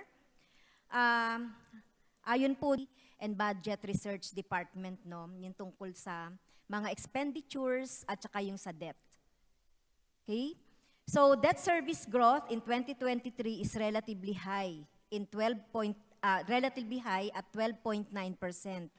compared to the overall growth of only 4.9% dun sa budget. So the same pattern is true for 2021. As a result, the portion of the total national budget that goes to debt service has steadily increased from 9.7% in 2021 to 11.6% in 2023. So, yung primary expenditures or the total expenditures or less debt service for 2023 amounted to 4.6 billion, which is only 3.9% higher than the 2022 level. So, ang ibig sabihin po nito, Mr. Speaker, kahit lumalaki ang budget natin taon-taon, mabagal at mas maliit naman ang increase niya kaysa sa utang. Ano po yung masasabi ng ating dito, no, distinguished sponsor, Mr. Speaker? Yung mga utang po natin ngayon, ang target po natin by next year, dapat po 75% ay domestically sourced and only 25% yung foreign loans. Makikita po natin, lahat po na utang natin ay ang nilalagay po natin na security, na debt security, ay mga treasury bonds at saka treasury bills. Okay. Ito po ay pagtutulong sa budget support natin. Yung sa mga project naman natin, loans, ay nagbibigay din po tayo ng debt security na ang currency ng bond ay either euro, dollars, yen, or at saka may panda bonds pa. So makikita natin na sa last year po, halos 72% ay covered po ng treasury bonds. So ang treasury bonds, makikita natin na yung maturity period po niyan ay matagal po, hanggang 25 years. So ito po ang pinupokus ng Department of Finance, kung saan kailangan magkaroon tayo ng sufficiente na revenue collection para po ma-cover up natin ang atin pagpambayad sa principal at saka interest sa mga utang natin dito sa Pilipinas. Thank you po, distinguished sponsor, Mr. Speaker. Parang hindi po yun yung hinahanap kong sagot, ano? Kasi I am comparing yung debt service growth natin for the last 2 years relatively to the budget. So sinasabi ko po dito na habang maliit ang inaalat nating ratio nung pagtaas nung budget natin, yun naman, mas malaki naman yung ratio na inaalat natin sa debt service. So, yun po yung sinasabi natin. So ano po ba yung explanation dito? Hindi po ba dapat mas mataas yung ratio nung increase ng mga ating budget as compared doon sa debt service? Kasi ito yung talagang gagamitin ng ating mamamayan, ng gobyerno para mapunan yung mga pangailangan ng ating mga mamamayan. So meron po bang ano ang Department of Finance dito? Meron po bang formula? Kasi ganun po yung nagiging trend. Habang lumalaki yung ratio ng debt servicing, maliit naman yung ratio ng pagbabudget. Mr. Speaker, according sa data na binigay ng Bureau of Treasury, talaga po sumadsad tayo nung kapanahunan ng COVID-19. Bigla po ng 2019, ang debt to GDP ratio natin ay 39.6% lang. Pero nang tinamaan po tayo ng COVID, dahil po ang ekonomiya natin ay nag-slow down, bigla tumaas from 39% naging 54% ng 2020 at saka naging 60% ng 2021. So makita mo, nag-slow down ang economy natin dahil sa pandemya, yung income din natin, yung revenue income natin bumaba, kaya na puwersa po tayo na mag-resort po sa budget support loans po. Thank you, Mr. Speaker, distinguished sponsor. Doon po sa inyong reply, pero hindi ko lang talaga makita kung bakit ang budget natin sa debt servicing, ang ratio nito ay mas mataas siya relatively doon sa ating pagbabudget o yung budget na inilalaan. Anyway, nakikita natin dito sa sa budget growth in fiscal year 2023 is accounted for primarily by social services and debt services. Tama po ba, Mr. Speaker? Ano po yun?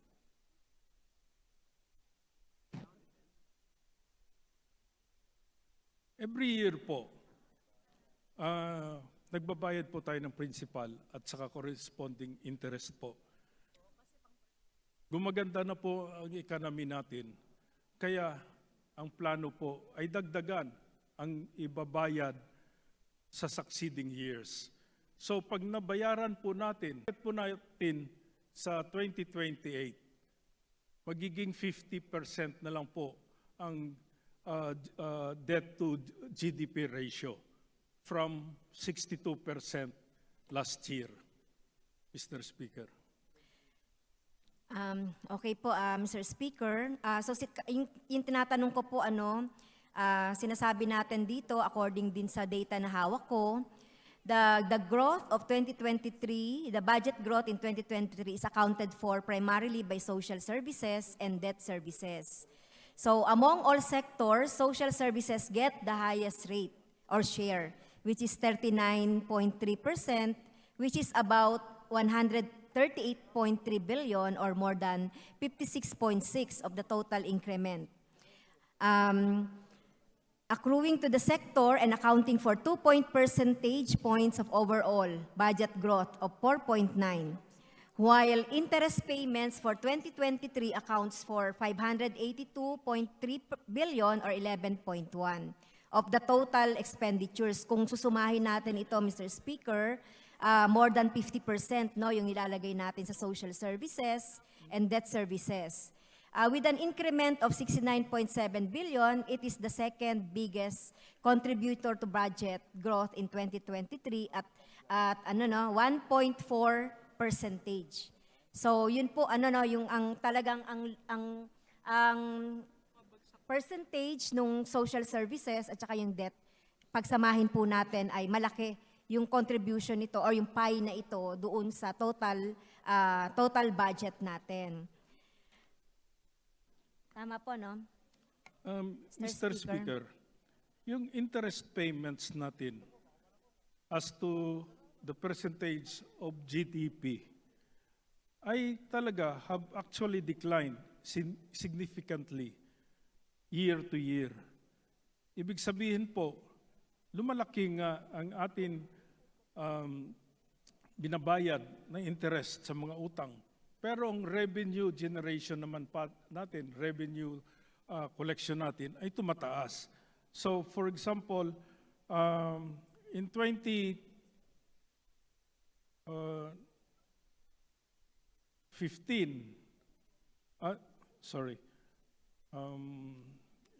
in early 2005, ang debt to GDP natin, interest payment as percentage of GDP is around 3.7. But in 2021, bumagsak na po ito sa 2.2% na lang po. So, habang ang outstanding debt natin bumabagsak, ang interest payment natin as percentage of GDP bumabagsak din po. Okay. Sige po, thank you for the information. So, ang pinag-uusapan natin kanina yung comparison doon sa budgeting natin, hindi po yun sa GDP. Mr. Speaker, sumasang-ayon po ako sa sinabi ng distinguished colleague ko na talaga tumataas po ang percentage na binibigay po natin sa social services at saka general public services at saka debt burden. Yes. So yung sa social services kasi 39% po. Yes. So sumang-ayon po ako. Thank you po, Mr. Speaker. Yun lang po yung gusto nating sabihin doon, doon sa budget natin ng 2023. Ang malaking nag-contribute doon sa expenditure natin ay social services and debt services.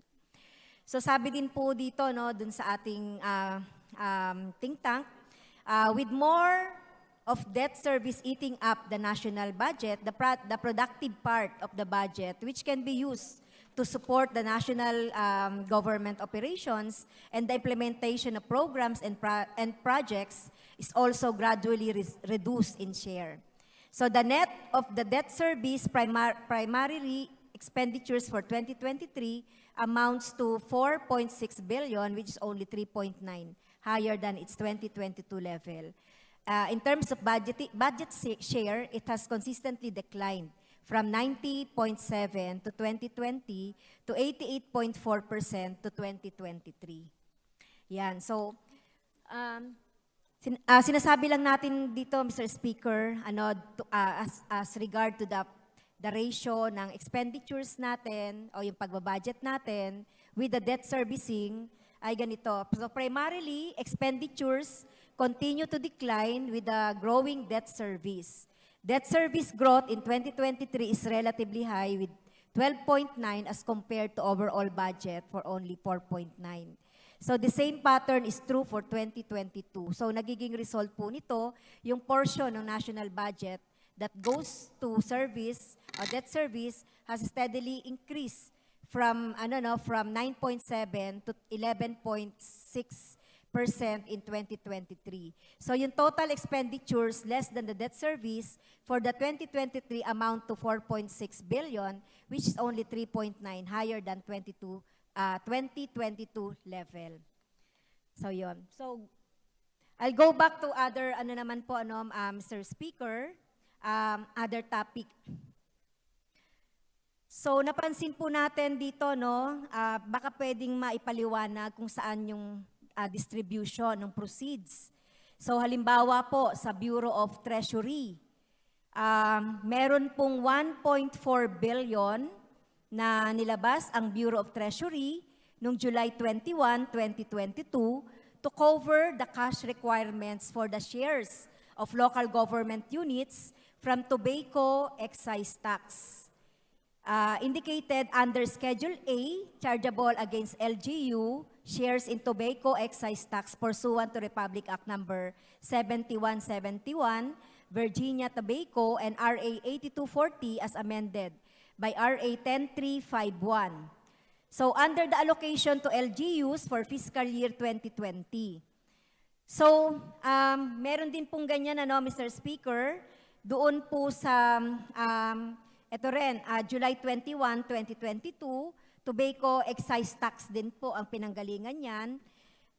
Ito rin po nilabas ng Bureau of Treasury July 22, 2021 to cover the cash requirement for the shares of local government units from tobacco excise tax indicated under yung sinasabi nga nating schedule. Siguro 4 po yan, Mr. Speaker. Kung natatandaan po yun ng ating Bureau of Treasury, pwede po bang marinig mula sa ating distinguished sponsor yung distribution nitong nitong withdrawal na ito from the Bureau of Treasury, from the tobacco excise tax?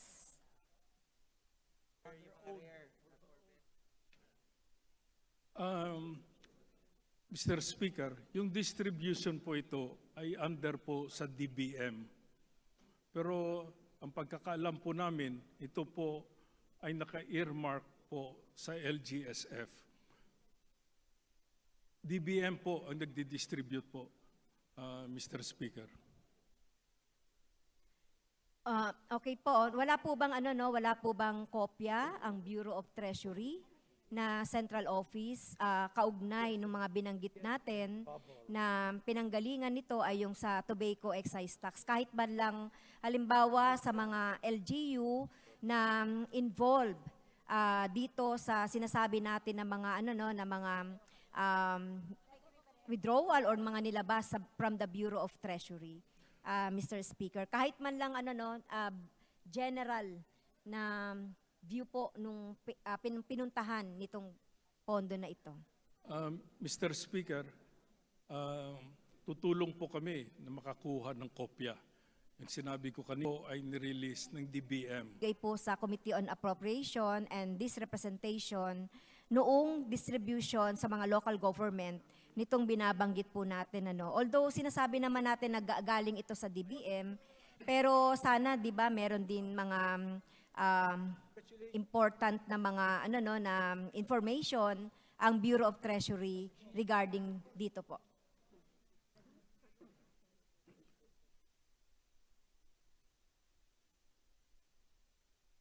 Okay, next po Mr. Speaker. Ito naman po ay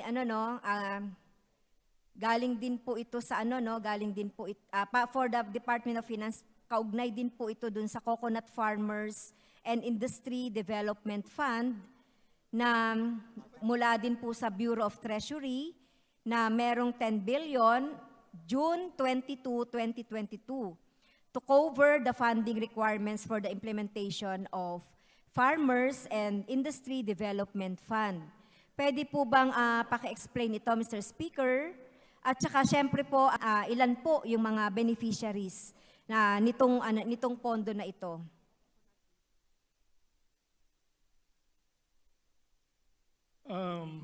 Ang 20 billion po ay nakalagay dito ay capitalization of the Coconut Farmers and Industry Trust Fund.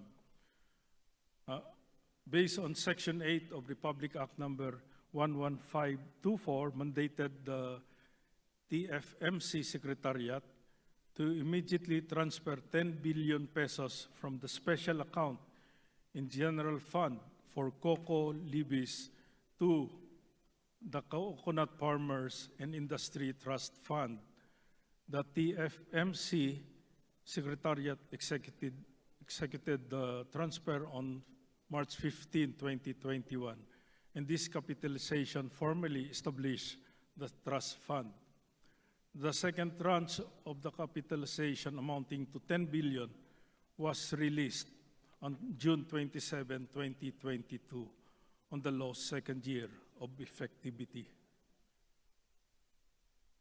As per PCA, Philippine Coconut Authority, there are 3.5 million beneficiaries.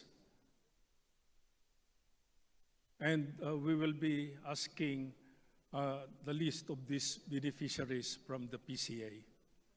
So thank you po, Mr. Speaker. So aasahan ko po yon, yung listahan ng distribution ng mga beneficiaries mula dito sa Coconut Farmers and Industry Development Fund na sinabi po nating sponsor na 20 billion capitalization trust fund na kinuha po noong March 15 at saka June 27, 2022.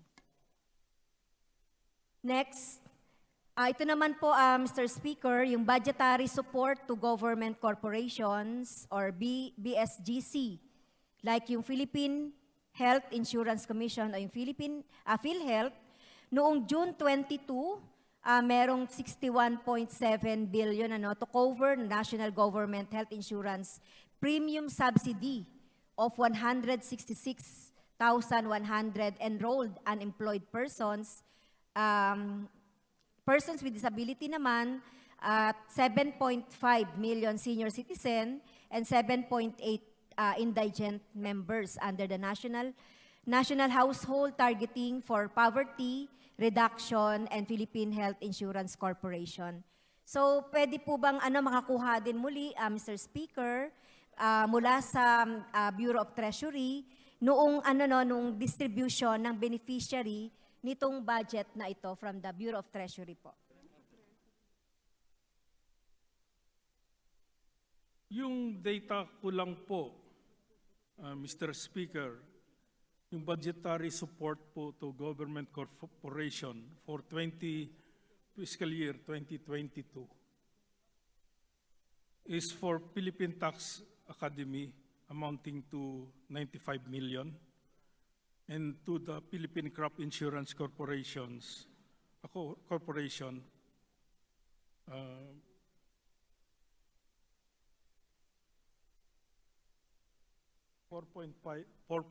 million.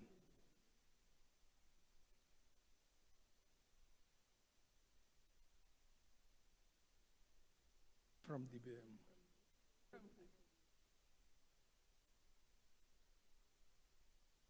Mr. Speaker, I was informed also that yung sinasabi na listahan or yung support sa PhilHealth, diretso po yun sa PhilHealth pala. So walang record po ang DOF.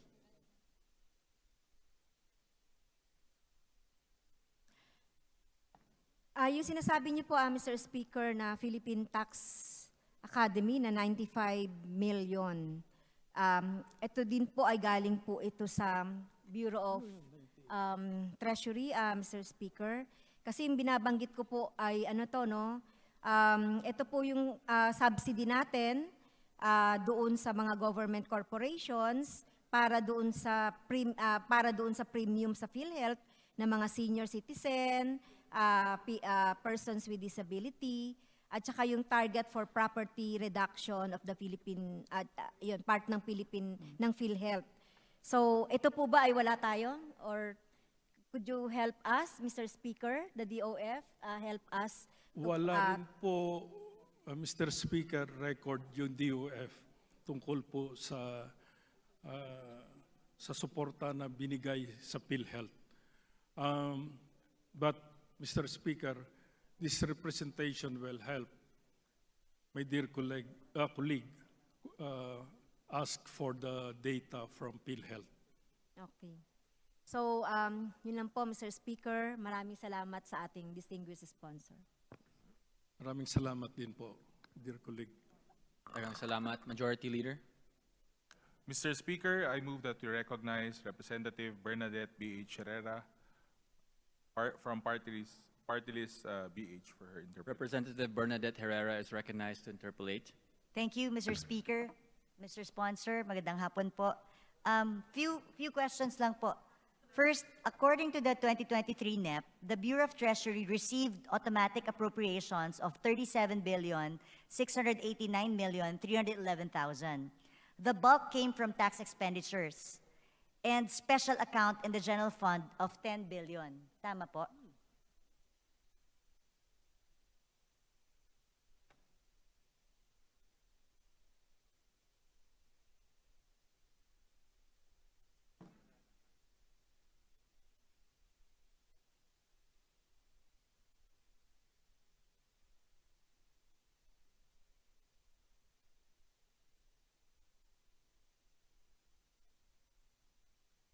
Mr. Speaker, The record of the Bureau of Treasury only shows that the automatic appropriations amounted only to 10 billion pesos.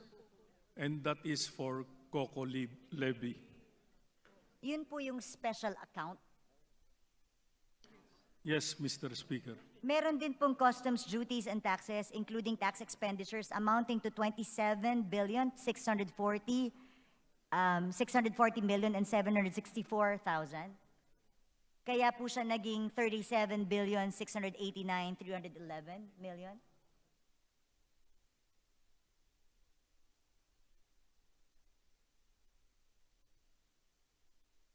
Mr. Speaker, pwede ko po itanong sa distinguished colleague kung saan siya kumukuha ng source ng data niya. Sa Kasi NEP hindi po. po alam ng DOF family dito. Nasa page 161 po ng Department of Finance, Bureau of Treasury. 2021, 27,640,764 customs duties, 10 billion special account, retirement and life insurance premiums 42.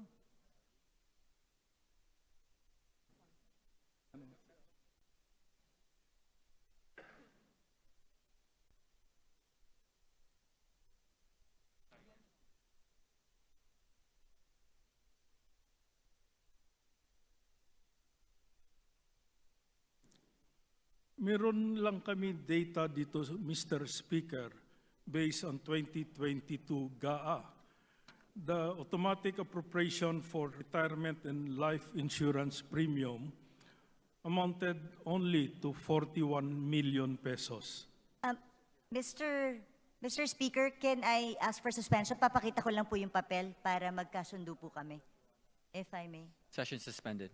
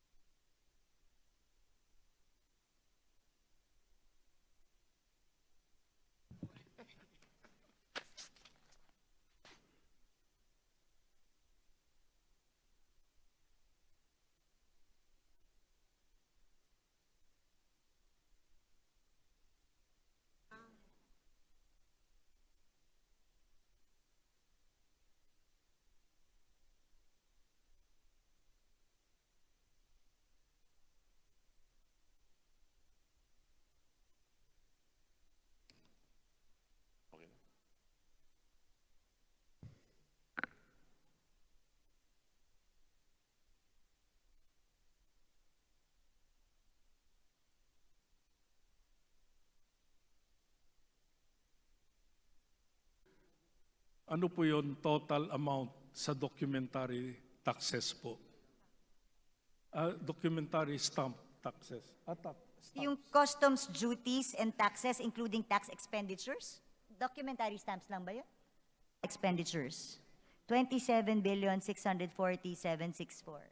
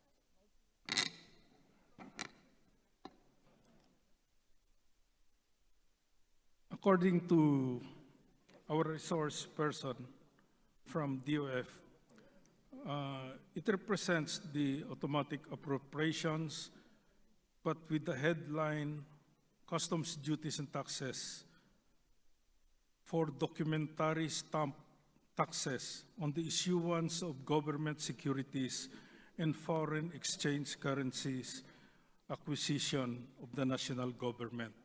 Heading lang po pala yung customs. Okay. So, Thank you for that documentary clarification. stamps pala ito, kaya hindi lang makita, Mr. Speaker. Maraming And the salamat. 10 billion which you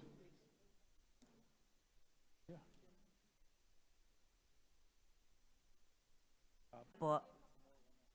Ano po ang source? Ano po yung 10 billion? Paulit na lang po. Sinagot kasi sa akin doon so that what is the basis of the special account of the BTR? And Coco its levy po yon, Mr. Speaker. Saan po siya makikita? Hinahanap ko po siya sa 2023 It's an ESF. automatic appropriations. No, I mean, saan po siya? It's supposed to be the earmarked revenues. Tama po ba? I cannot find it in the earmarked revenues po kasi. Where can I find this po kaya?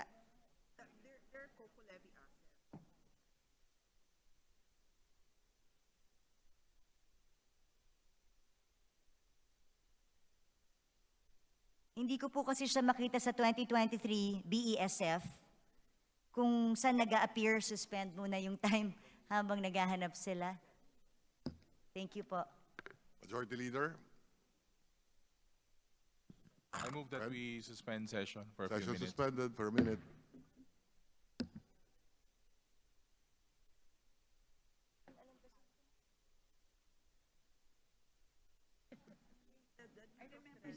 I remember seeing it. I just don't know.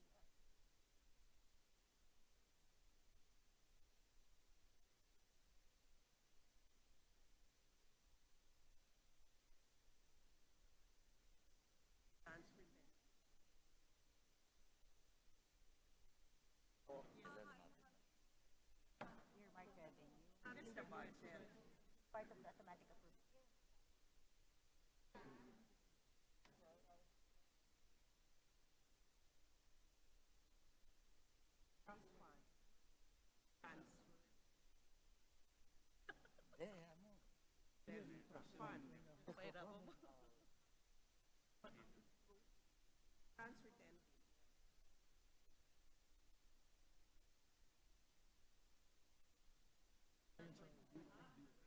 What's the law required a transfer?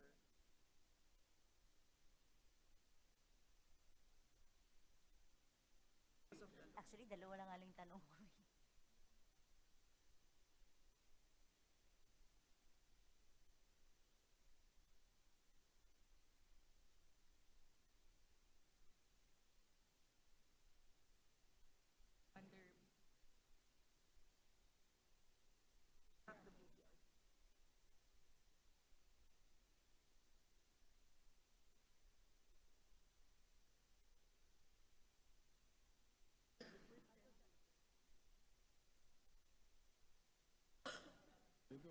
Majority Leader.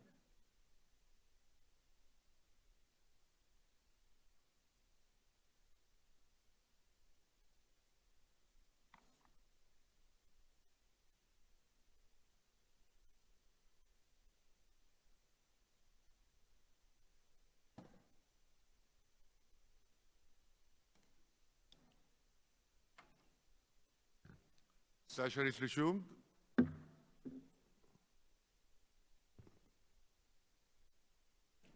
Mr. Speaker, the 10 billion which our distinguished colleague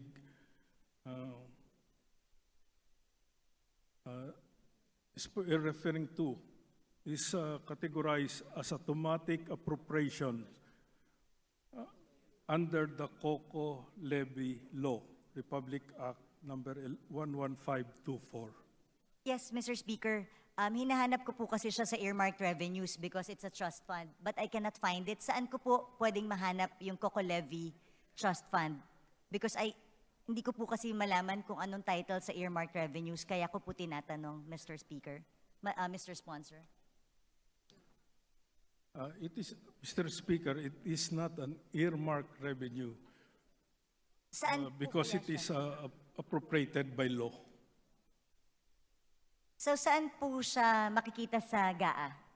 Or sa GAB, sorry. Saan ko po siya makikita sa GAB po kaya? Sa Bureau of Treasury under Automatic Appropriations with subheading Special Account.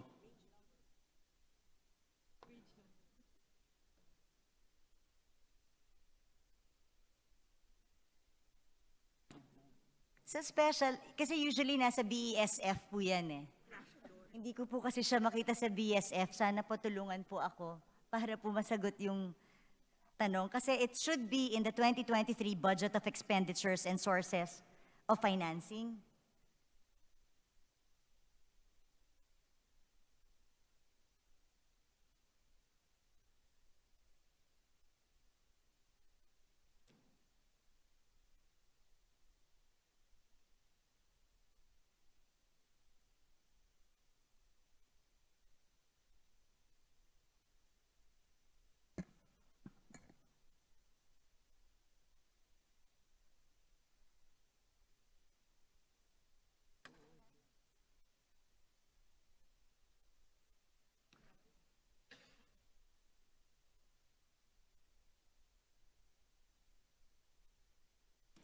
The stated amount can be found on Department of Finance NEP, page 161. Opo, nandun po siya, yun po yung pinakita kong page po sa inyo. But normally po, nasa BESF po siya. Kasi ginastos na po natin ito eh. Kasama po siya sa nirelease na automatic appropriation. Kaya ko po hinahanap yung source po niya. Kasi Coco Levy, saan po yung Coco Levy doon sa entire budget po natin? Kasi normally yung special account sa earmark. Pero sabi nyo, this time, this is not in the earmark. So nasaan po siya? Yun nga sinasabi ng mga resource person dito. It's not an earmark account. It is automatically allocated by law. So hindi makikita daw sa BESF yan. Mr. Speaker, sorry po pero I believe everything should be in the BESF. Kaya ko po tinatanong because I cannot really find it. Mr. Speaker, siguro if you may maybe suspend ko muna yung question ko, puntahan ko po sila para magkaintindihan po kami. May I proceed muna with the next question and then suspend para I can approach and then discuss this with them, Mr. Speaker? Please proceed. Thank you. I'll just go to my next question, then I'll just ask the suspension while we discuss, or maybe the other interpellators can ask. My next question. In the 2021, Bureau of Customs asked for and received allotments of 31,470,000. Tama po? From the unprogrammed appropriations.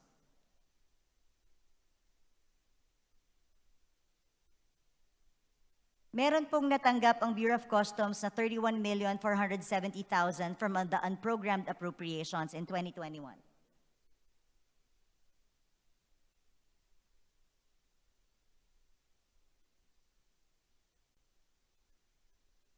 Mr. Speaker. 2021.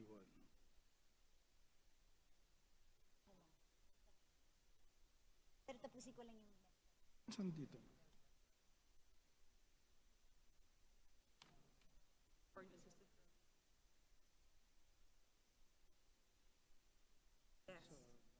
Ito na.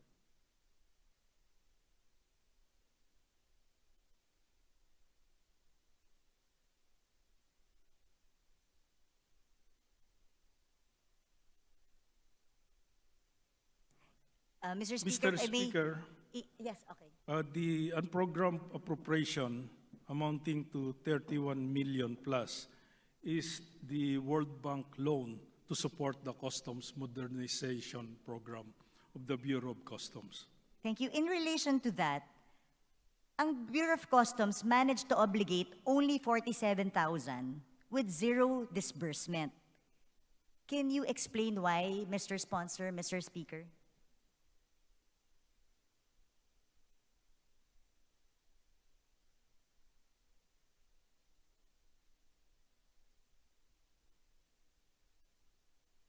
Mr. Speaker, I was informed that a TRO was issued on this customs modernization program. So, naibalik na po ba sa general fund yung 31? Ano pong nangyari? Kasi hindi ko na po siya nakita sa 2022 unprogrammed. So, did it go back to the general fund?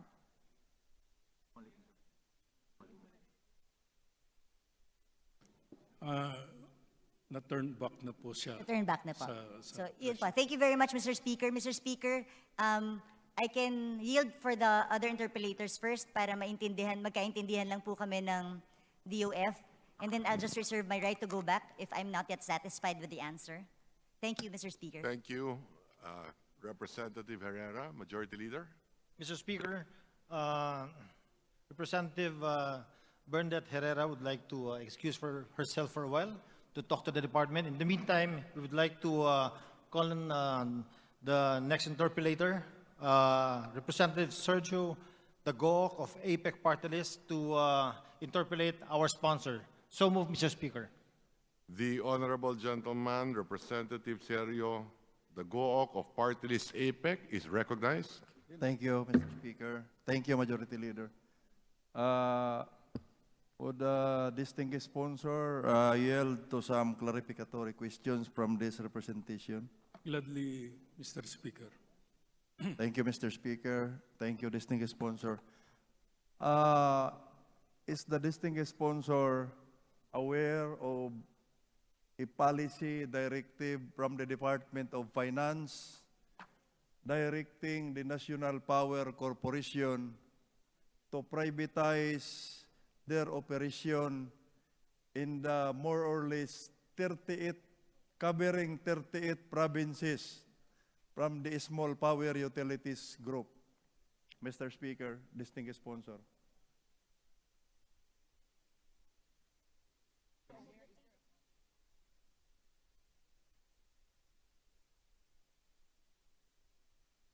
Mr. Speaker, there's no policy regarding that issue. Mr. Speaker, distinguished sponsor, I have here with me a copy of a letter from the Vice President of the National Power Corporation addressed to the Department of Energy asking why in the MEDP or Missionary Electrification Development Plan of the National Power Corporation, the privatization schedule of their power plants operating on those 38 provinces, more or less, that I have mentioned, is not included, the privatization, as directive from the Department of Finance. That's why I am asking this question to them, Mr. Speaker, distinguished sponsor.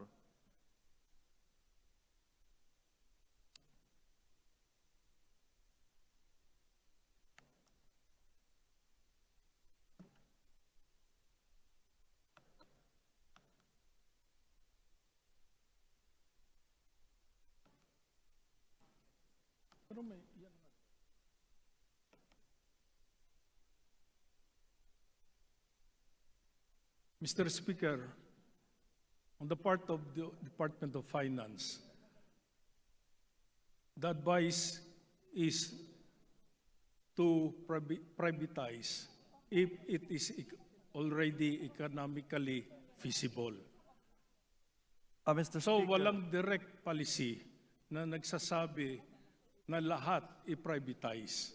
So siguro na misquote lang siguro yung DOF ng sumulat, gumawa ng sulat. thank you for the answer, distinguished sponsor. Mr. Speaker, distinguished sponsor, are the representatives of the Department of Finance present here today aware of Section 70 of EPIRA and Rule 13, Section 2, letter A, and Rule 13, Section 5C of the Electric Power Industry Reform Act of 2001 or Republic Act 9136? Are they aware of those particular provision of that law?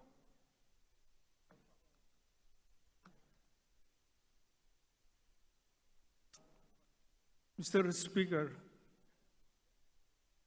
may I request the distinguished colleague to refresh us because the Department of Finance officials wants to know the specific provision of the cited article. Thank you for the candid answer, distinguished sponsor. Section 70 of EPIRA states that despite the privatization mandate of the law to all facilities and assets, particularly power plants of the National Power Corporation, all power plants of NAPOCOR operating in the isolated islands not connected to the grid, like that of the island where the sponsor is representing, should remain not to be privatized and be operated by NAPOCOR. And under Rule 13 of HIRR, Section 2 and Section 5, you cannot privatize this area if this is not yet interconnected to the grid. It is not, as a point of information, Mr. Speaker, distinguished sponsor, it is not solely dependent on the viability and commercial viability, I mean, to the area being mentioned. But the precondition before the NPC SPAG consists operating in those areas is interconnection to the grid. That's why I raised this issue, because they might not be aware. If they compel NAPOCOR to privatize these areas and bid out these power plants, stop operating there, this policy will become unconstitutional. As a point of information, Mr. Speaker, distinguished sponsor, when Section 70 was deliberated during the framing of EPIRA, it was put there to avoid violating the Equal Protection Clause of the Constitution. Kasi po, pagka the Filipino people living in the mainland are enjoying lesser cost of electricity, then the Filipino people living on those 38 provinces, because of their geographical situation, will pay 80 pesos, 90 pesos per kilowatt hour. That would violate the Equal Protection Clause of our Constitution. So, I would just like to remind the Department of Finance, Mr. Speaker, distinguished sponsor, that the precondition before you can privatize these power plants and require the NAPOCOR to cease operation is for these areas to be interconnected to the grid.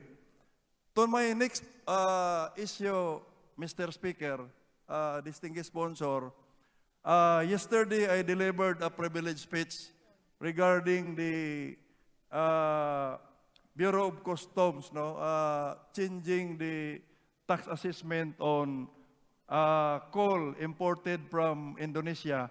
I know that distinguished sponsor is aware of this.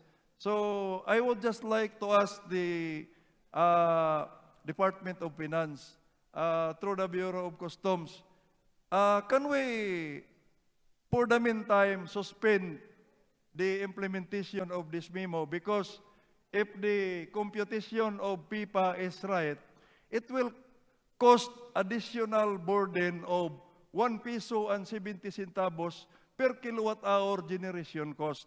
Can we give a commitment and assurance from the Bureau of Customs, Mr. Speaker, distinguished sponsor, that they will temporarily suspend this and revisit the said memo? Mr. Speaker, representatives of the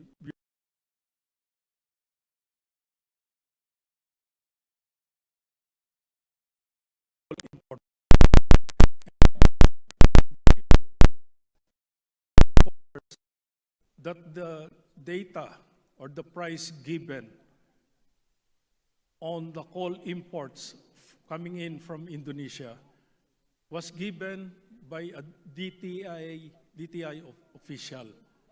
So it's just a normal procedure that it will be a reference value on the files of the Bureau of Customs. But bear in mind, Mr. Speaker, that right now we are basing the computation of the duties and taxes on the transaction value. If the importer can show proof that the invoice value and other shipping documents are genuine, it will be the basis of the computation. So it is only a reference value, Mr. Speaker. Thank you for the answer, Mr. Speaker, distinguished sponsor. So, for the record, the distinguished sponsor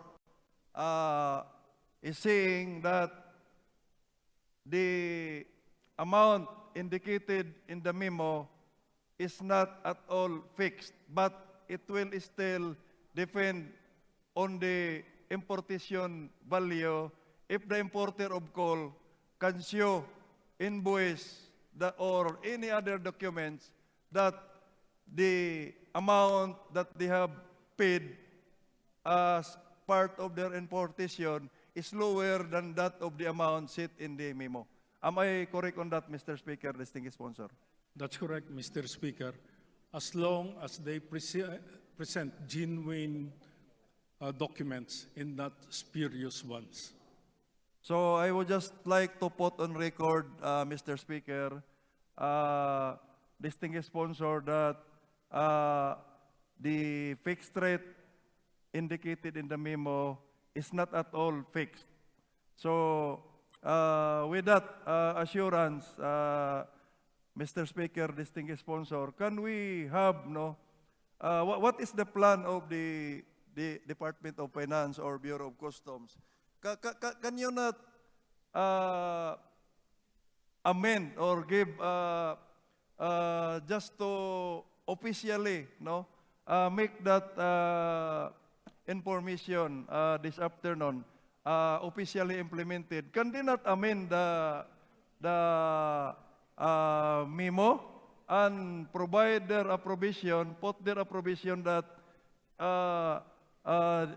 in case they can show proof that their importation is lower than that of the $319, they will be assessed of the lower value. Can we not amend that memo, Mr. Speaker, distinguished sponsor? The Bureau of Customs, Mr. Speaker, will issue another memo citing that the value is only a reference value. Thank you, Mr. Speaker, distinguished sponsor. Maraming salamat po for favorably acting on it. Maraming salamat po, Mr. Speaker. Thank you, Congressman Dagook, Majority Leader. Mr. Speaker, I would like to move for the resumption of the interpellation of Representative B.H. Herrera. So move, Mr. Speaker. Thank you, Congresswoman, distinguished lady. Bernadette Herrera is recognized. Thank you, Mr. Please Speaker. proceed. May sagot na po yata yung DOF doon sa question ko po kanina. Anong sagot niya?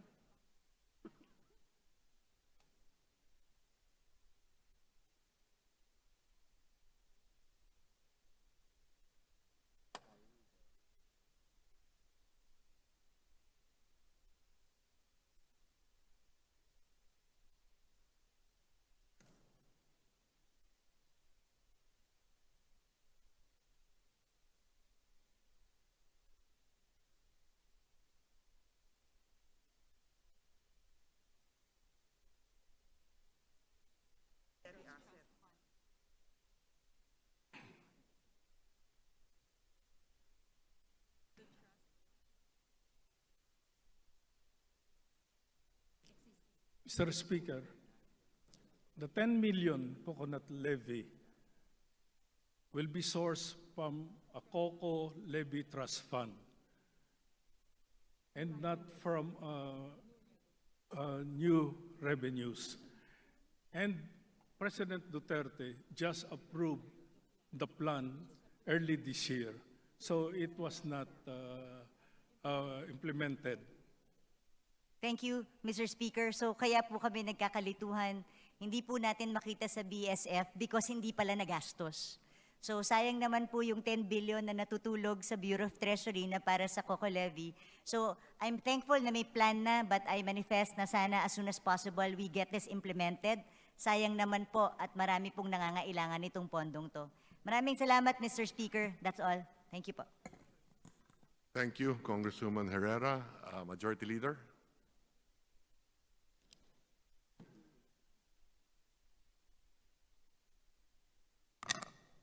Mr. Speaker, next to interpolate the sponsor, I move that we recognize Representative Mujib S. Hataman of the Lone District of Basilan for his interpellation. The Honorable Representative Mujib Hataman, Lone District of Basilan, is recognized.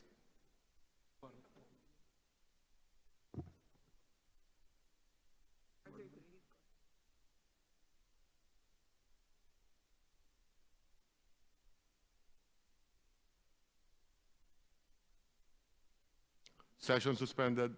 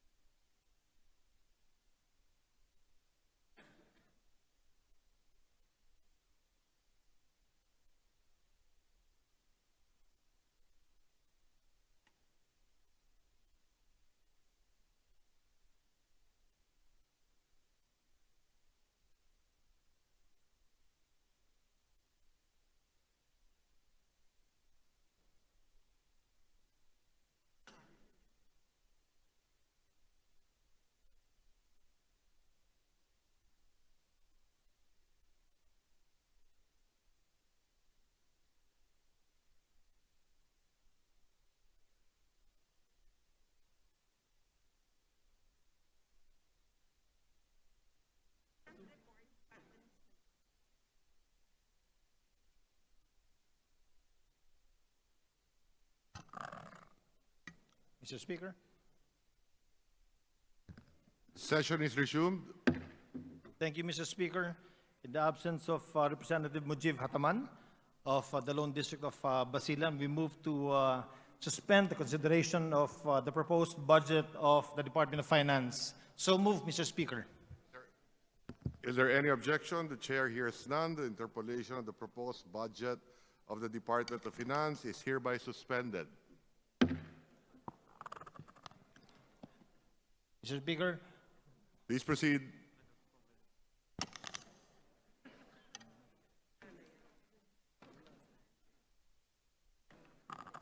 We move to suspend the session for 2 minutes, Mr. Speaker. Session suspended. Thank you.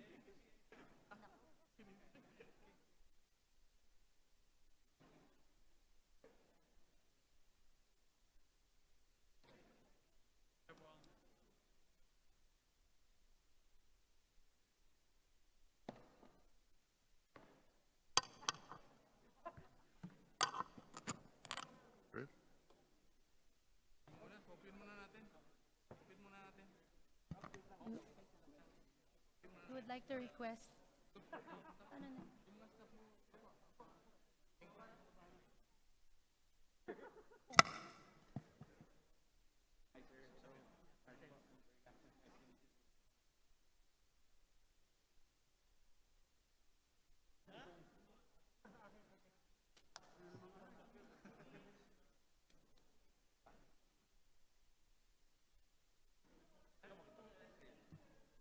Para, kinsa?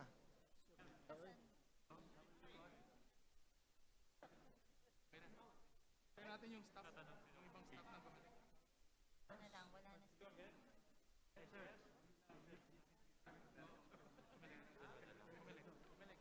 Trabalanse. Kung sa inyo ang kamo sa pasig naman mga posisyon sa SUC. Boss, ayun na lang mo.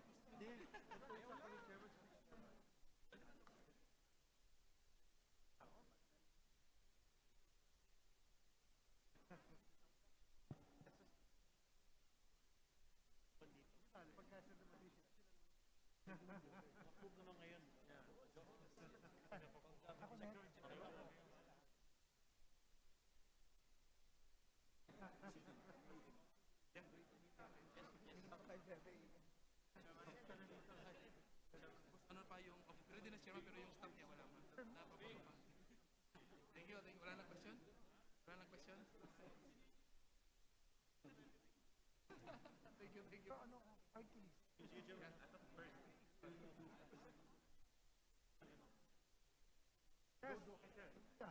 Since morning, the chairman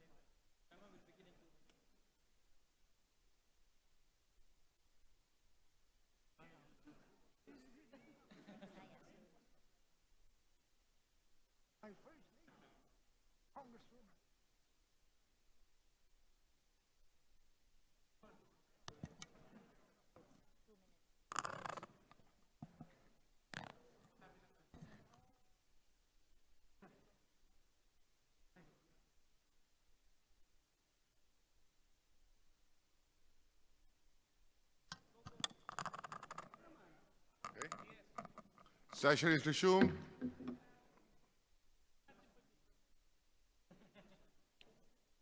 Mr. Speaker, may we acknowledge our guests from the Commission on Elections headed by Chairman George Erwin Garcia. Welcome to the House of Representatives, the representatives of the Commission on Elections. Mr. Speaker, I move that we recognize the Honorable Francisco Jose Bingo Matugas II to sponsor the proposed budget for 2023 of the Commission on Elections. I so move, Mr. Speaker. Is there any objection? There being none, motion is approved. Representative Matugas is recognized to sponsor the budget of the Commission on Elections. Thank you, Mr. Speaker. Mr. Speaker, distinguished colleagues, it is my honor to sponsor the budget of the COMELEC for the fiscal year 2023, amounting to 5.22 billion, inclusive of automatic appropriations. In terms of new appropriations, which is subject for congressional approval, the total budget of the COMELEC amounts to 4.99 billion, which represents a decrease of about 81% or 21.7 billion lower than the fiscal year 2022 level of 26.7 billion. The decrease is attributed mainly to the amounts provided for in the fiscal year 2022 General Appropriations Act for the conduct of the national and local elections and barangay and SK elections. It is in this regard, Mr. Speaker, that this representation would like to endorse the augmentation of the budget of the COMELEC for the purpose of having their own building, having their own office to conduct their processes and house everything, including the warehouses of the COMELEC, in the amount of about 2 billion pesos, Mr. Speaker. Thank you, Mr. Speaker. I'm now ready to answer questions from our colleagues. Majority Leader.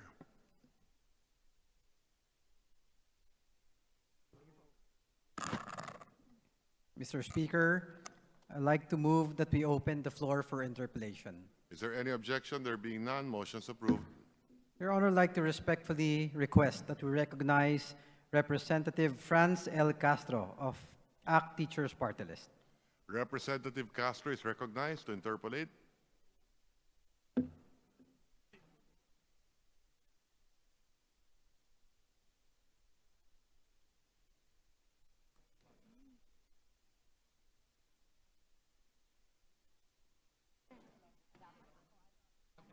Session is suspended for a minute.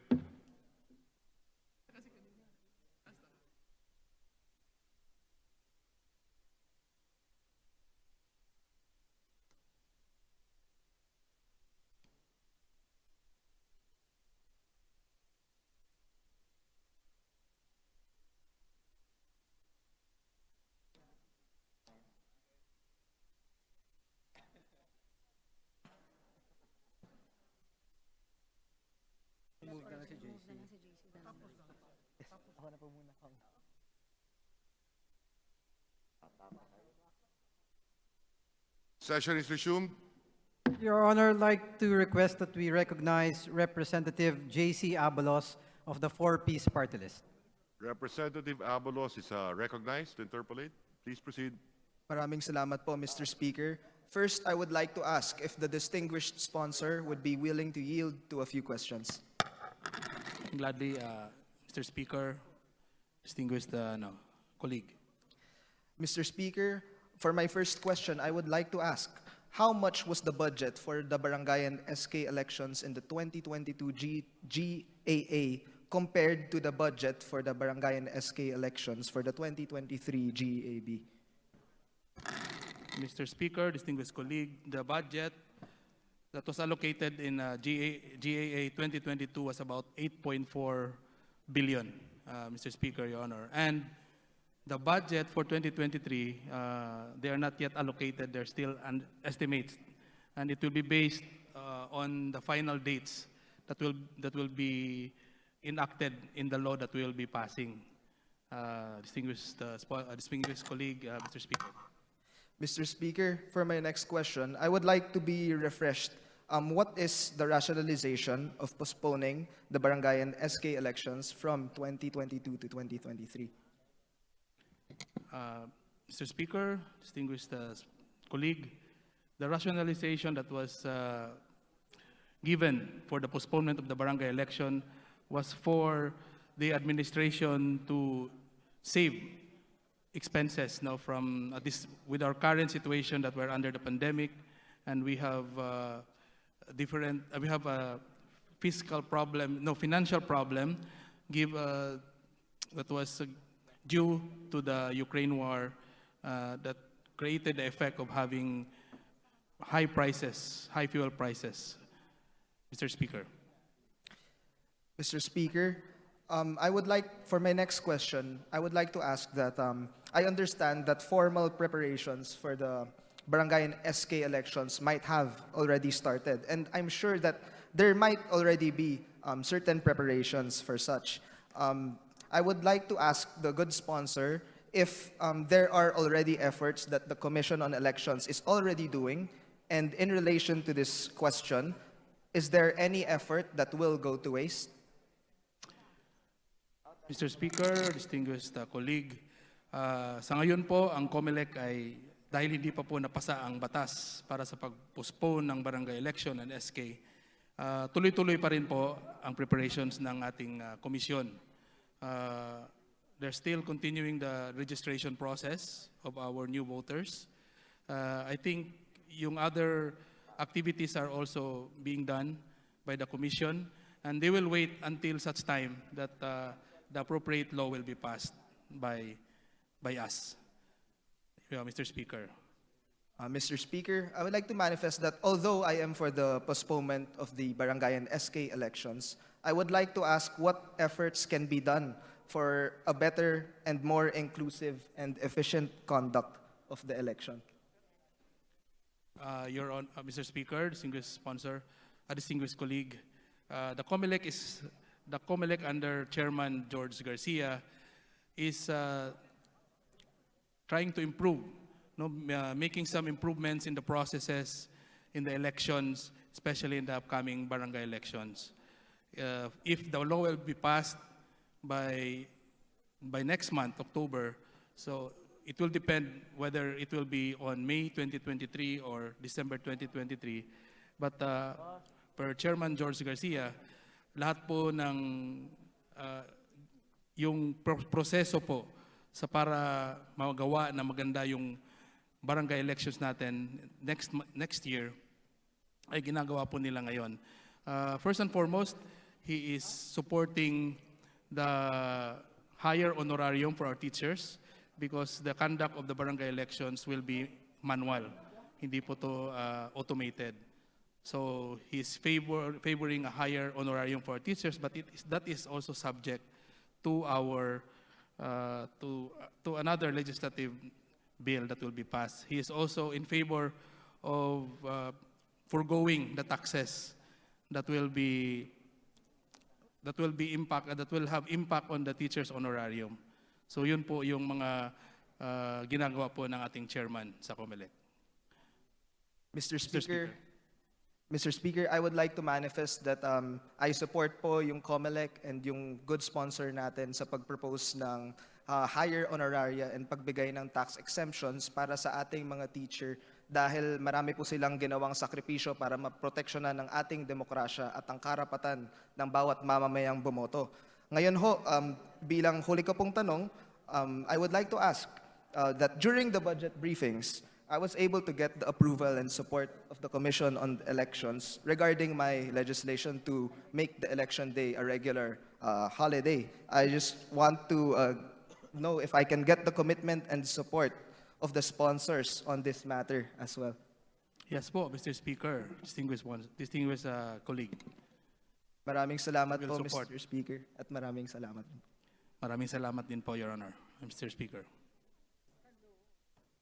Majority Leader. Yes, Your Honor. I'd like to request that you recognize Congresswoman Franz Castro of ACT Teachers for her interpellation. The Honorable Franz Castro of ACT Teachers is recognized. Thank you, Mr. Speaker. Magandang hapon muli sa ating lahat. Meron po tayong panukala na about the upgrading ng sweldo at matama yung posisyon ng mga sweldo ng ating mga government, mga COMELEC personnel. So, ano po ba ang pagtingin dito ng ating distinguished sponsor, Mr. Speaker? Are you going to support this measure? Mr. Speaker, Your Honor, yes po, magsuporta po tayo dyan. In fact, our COMELEC is in favor of that, na mabigyan po ng mataas na sahod ang ating mga teachers. And in fact, he proposes na yung taxes. Hindi po sa teachers, kasi alam naman I'm sorry, natin na sa committed COMELEC na. personnel. I'm sorry, I stand Opo. corrected. Committed po ba ang COMELEC, Mr. Speaker, distinguished sponsor, na suportahan yung salary upgrading ng ating mga employees ng COMELEC? Yes po, Your Honor, Mr. Speaker. Subject po yan sa approval din ng dito sa atin sa lower house and the Senate. Okay. Thank you, Mr. Speaker, distinguished sponsor. Dahil yan ay inaantay ng ating mga COMELEC employees, yung commitment ng ating COMELEC, particular sa ating chairman, Garcia, kaugnay nung kanilang matagal ng kahilingan, Mr. Speaker, na salary upgrading sa ating mga COMELEC employees. Second question, Mr. Speaker, meron pong ginagawang building o merong planong building para po sa COMELEC dahil malaki po ang nagagastos natin or yung upa na nagagastos po natin doon sa kasalukuyang building ng COMELEC doon sa sa Intramuros. At sa kasalukuyan, nagtototal daw po na 9.3 billion na pangangailangan doon sa construction ng COMELEC at may lote na ito doon sa Macapagal Avenue na kulang na lang ay constructions. So, dito po, dun sa kahilingan nung COMELEC about doon sa paglalagay ng sariling offices, hindi lang kasi office ang plano, pati warehouse na yung mga bagong gagamiting mga VCM, at saka yung COMELEC Academy, may mga investment na rin towards this, ang COMELEC, para masimulan na po yung pagtatayo ng COMELEC building. So, magkano po ba, Mr. Speaker, distinguished sponsor, yung proposal para sa phase 1 ng pagtatayo ng COMELEC offices? Mr. Speaker, Your Honor, ang proposed budget sana po is mga about 2.1 billion for the first year. Kasi ang total cost, project cost is about 9.3. And gagawin po ito under a multi-year development po, Your Honor, Mr. Speaker. Okay. So, ilang taon po ba tatagal yung construction sa ganito, Mr. Speaker? Mr. Speaker, Your Honor, nasa 5 years po yung projection estimate na matapos ang project. Okay. So, with this budget, 9.3 billion within 5 years. So, ang hinihingi nila ngayon ay 2.1 billion. Tama po? Meron na, Mr. Speaker, Your Honor, meron na pong 500 million na nakalaan sa NEP. No? So kailangan po nila ng additional 1.6 to 1.7 billion para mabuo yung 2.1 billion po, Mr. Speaker, Your Honor. Okay, so ang representasyong pong ito ay sumusuporta para maibigay itong budget na ito sa ating COMELEC para mapasimulan na yung paggagawa o construction ng ating building. So that, Mr. Speaker, makatipid tayo doon sa expenses sa rent o yung pag-uupa doon sa kasalukuyang building na ginagamit ngayon ng ating, ng ating COMELEC. Okay, next po, Mr. Speaker. Ito hindi ko pa talaga, hindi ko pa po ito napalalim. Yung tungkol doon sa mga JOs and COs workers. ano ba yung average period na sila ay hinahire dito sa COMELEC?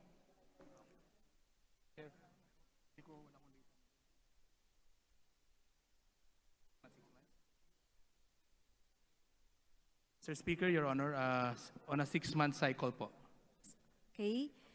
So, how much, ilan po yung kailangan nating comfortable number of personnel from top to the field para po mapunan natin yung lahat ng mga pangangailangan. And I know, mula doon sa COMELEC briefing noong last week, merong 892 na mga vacant positions.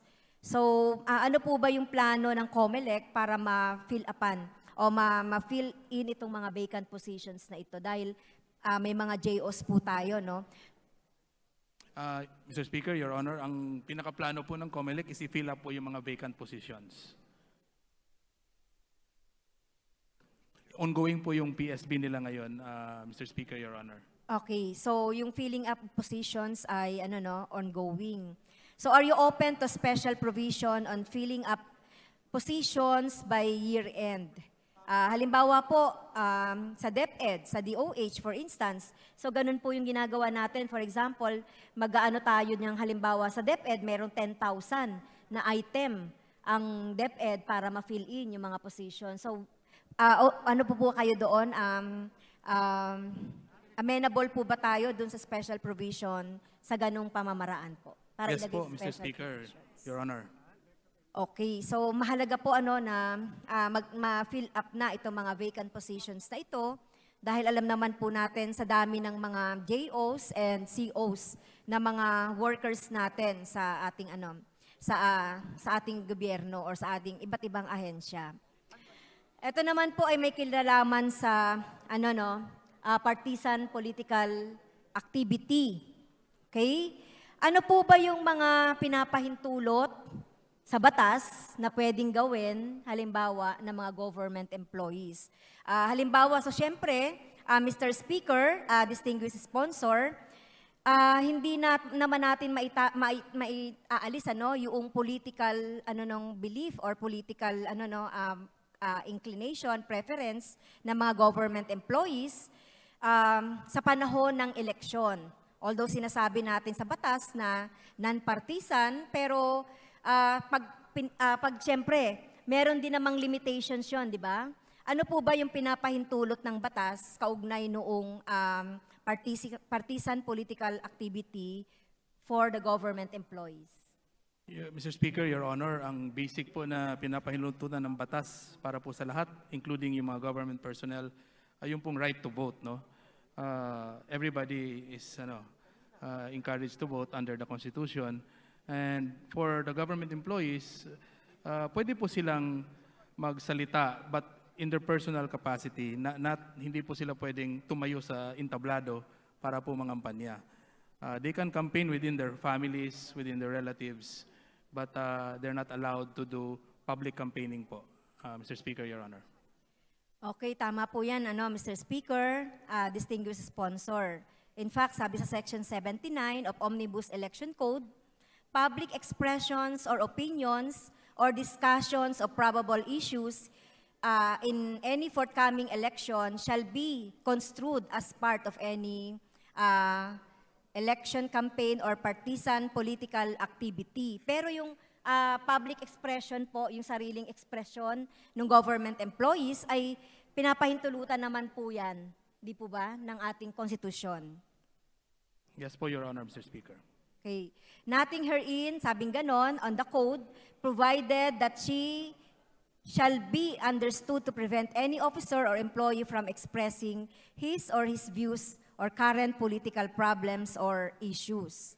Sinasabi pa dyan na he may, however, express his views on current issues at nakalagay din yan sa local government code. So, ibig sabihin nito, yung government employees ay pwede siyang mag-express nung kaniyang sariling opinion, di po ba? Halimbawa, kung merong hindi siyang mag-express nung kanyang sariling opinion towards that issues. Yes po, Mr. Speaker, Your Honor. Okay. How about, mentioning the names of candidates whom the government employee supports, whether online or offline?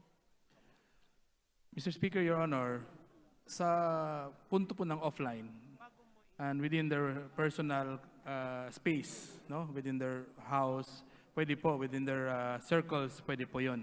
But social media is already a public space, no? Medyo iba na po doon kasi the government employee will now be construed to be actively participating in political partisan activity po.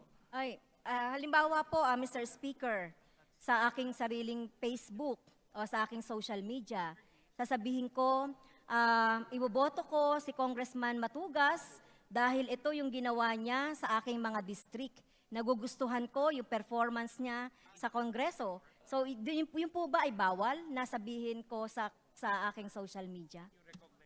Mr. Speaker, Your Honor, since there's still no specific law, no, prohibiting that, it's a gray area as of now since social media has become a public, everybody's seeing that. Unless, of course, that particular posting is nakapost siya as private, not as public, then pwede po. I just give lang an example, no, na nangyari. There's an employee of the Philippine Coast Guard campaigning for a particular candidate. And yung campaign niya, talagang it's both positive and negative. Kumbaga, he posted positive side and the negative side of the opposing candidate. So when we consulted lawyers, the opinion, and in fact, based on that post, it violates po yung electioneering provision under the Omnibus Election Code. Your Honor, Mr. Speaker. Yes, depende po yun sa nakalagay sa post, kung sinasabing iboto nyo to, so bawal yun. Pero pag sinasabi ko lang halimbawa na iboboto ko si Congressman Matugas dahil sa ganito, bawal po ba yun? Kasi nakalagay doon sa, Mr. Speaker, distinguished sponsor, Section 79 of the Omnibus Election Code, nothing herein provided shall be understood to prevent any officer or employee from mentioning the names of the candidates for public office whom she supports. Yung sinusuportahan niya lang, pero hindi naman niya sinasabing iboboto ko to. Hindi naman niya sinusuportahan niya, pero hindi naman sinasabing iboto niyo to. Di po ba? Ito yung nakalagay sa Section 79 Omnibus Election Code. Tama po ba? Yes, Mr. Speaker, Your Honor, tama po yung nakalagay. I could just qualify my answer with regards to that since social media is already, it's not just in a private space, but it occupies also public space. So, kumbaga, para na po siyang entablado pag sinabi po yun, especially if the government personnel that is expressing his or her view is a very influential government officer. So, para po siyang nag-i-endorse. No? And that if you equate that to a physical situation na doon siya sa isang entablado, magiging electioneering activity po. But I admit na wala pa pong specific law that prohibits that particular activity po. Mr. Speaker, Your Honor. Gusto nating malinaw ito, Mr. Speaker, distinguished sponsor, about mentioning ng names ng candidates on personal preference. Di ba? Pero pag sinabi mo lang, iboto mo to, nangangampanya ka na. Pero kung sarili mo lang, Mr. Speaker, na ito yung gusto mo, hindi po ito pinagbabawal ng batas. Katulad nga po ng Section 79 ng Omnibus Election Code at saka Section 93 ng Local Government Code. So, pwede po bang mali-malinaw natin ito, no, Mr. Speaker, distinguished sponsor, kasi ito yung madalas na contentious na mga usapin kaugnay ng mga government employees. Kasi pag ganun po tayo, ay parang binabawal na natin yung freedom of expression. Sinasabi po ng ating sponsor. Yes, Mr. Speaker, Your Honor, as a government employee, under civil service rule and administrative law, meron po tayong sinusunod na batas. And one of those is yung not to play partisan political activity. Yung pong kasi sa social media, ang difference po noon is it can be spread, no? Pwede po siyang i-viral. So even if you are professing your personal position on a particular candidate, yung pong ibang supporter ng candidate can use that particular post and share it, no? Kasi madali pong mag-share. Except lang kung ginawa yung private yung post. So if private ang post, makikita lang po ng within their circle, pwede po yun siyang within the bounds of law. But if shareable na po yung post na yon, it can be construed as a political activity ng particular na government employee. Mr. Speaker, Your Honor. Okay. Anyway, Mr. Speaker, distinguished sponsor, parang wala pa naman yata na nangyayaring ganon. But speaking of the Civil Service Commission Advisory at saka yung COMELEC on electioneering and partisan political activities and the Dicini versus Secretary of Justice, sinasabi dito that the following acts are deemed excluded from the coverage of electioneering and partisan political activity. Social media functions such as liking, commenting, sharing, reposting, or following a candidate's or party's account unless these are resorted as means of solicit support for or against a candidate or party during the campaign period. So yun po yung sinasabi nung civil service at saka nung COMELEC advisory. So wag lamang pong parang nangangampanya, pero yung pagla-like, pagko-comment, pag-share, pagre-repost, at pagpa-follow nung candidate or party accounts, unless hindi ito pinangangampanya, ay pinapayagan po yon based sa COMELEC CSC advisory on electioneering and partisan political activities. Tama po ba? Tama po, Mr. Speaker, Your Honor. In fact, si COMELEC Chair and the COMELEC will be coming out of a legal opinion with in that particular matter para po very clear. Yes. Okay, maganda po yun, Mr. Speaker. Ako po ay natuwa sa may ganung na kailangan nating linawin at reiterate itong mahalagang provision na ito na hindi siya sasagka doon sa karapatan ng ating mga mamamayan, be it government or non-government na mga mamamayan natin, para hindi naman po basagkaan yung freedom of expression. Okay, yung last po yung pagre-report ng prohibited election propaganda online and offline, such as red tagging and disinformation posters and memes, once supported candidate. So sinasabi po, Mr. Speaker, sa Section 28, Rules and Regulations Implementing Republic Act Number 9006, otherwise known as Fair Election Act, in connection with May 9, 2022 national and local election. And I quote, any person, party, association, government agency may file with COMELEC through its field office a petition to confiscate, remove, or destroy or stop the distribution of any propaganda material on the ground that the same is offensive to public morals, libelous, illegal, or subversive. So paano po ito na isa sa katuparan ng COMELEC, Mr. Speaker?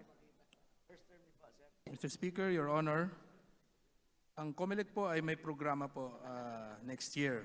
Since they will be focusing on voter registration, they are prepared to counter misinformation, disinformation, fake news by intensifying voter education and information campaign through active and official social media account and availment of traditional media placements. They also plan to partner with social media platforms to create partnerships and enter into protocols towards the regulation and taking down of content vetted to be fake or malicious or meant to confuse the general public. Mr. Speaker, Your Honor.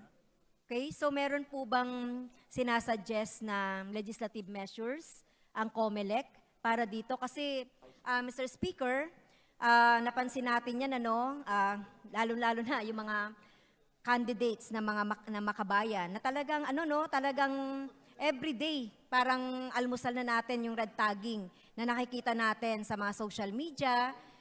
Meron pa nga sa TV na nakikita natin. At paano ito, ano, no, paano natin talaga ito maipagbabawal? Itong mga ganitong mga, ano, no, yung mga propaganda na misinformation online or offline. So meron po bang sinasuggest na legislative measure ang COMELEC, distinguished sponsor? Yes po, Mr. Speaker, Your Honor. According to COMELEC, magpupropose po sila ng legislation na criminalizing yung mga acts of misinformation, whether in the physical sense or in social media. Mr. Speaker, Your Honor. So, thank you po, Mr. Speaker. Siguro last na to, no? Gusto ko lang i-reiterate yung benefits and honoraria of teachers coming election. Alam naman natin na parang hindi na natin mapipigilan yung postponement ng election, pero narinig natin sa COMELEC na itataas yung honoraria para ma-compensate yung mga pagod, yung ginagawang dedication ng mga teachers na nagbabantay sa election, Okay? So, sa pagko-compute po ba ng honoraria sa barangay and SK election come December 2023, kung sakaling maisasabatas ito, no? Tama po ba at gusto nating ma-reiterate ito na ang computation ay neto at hindi ito yung gross? Yes po, Mr. Speaker, Your Honor. Neto po. Okay. So, for that, Mr. Speaker, I end my interpellation. Maraming salamat sa COMELEC. Maraming salamat po, Your Honor. Sponsor. Thank you, Majority Leader.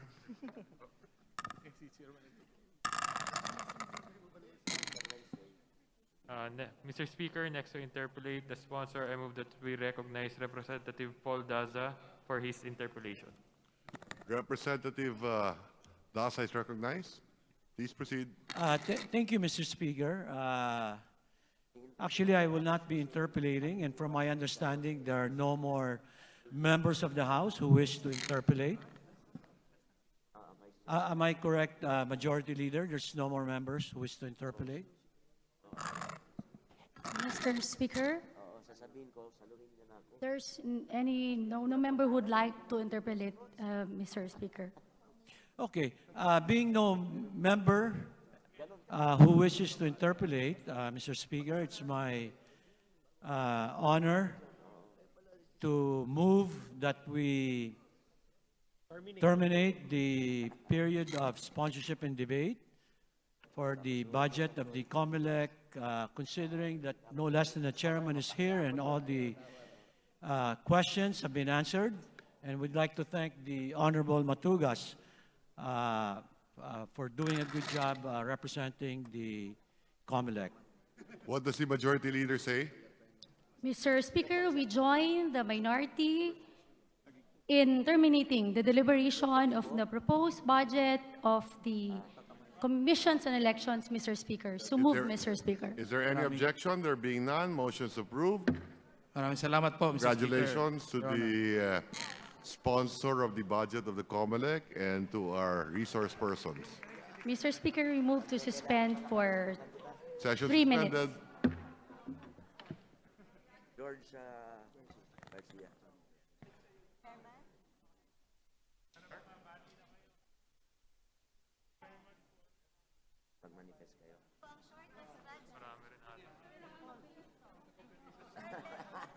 Meron dyan?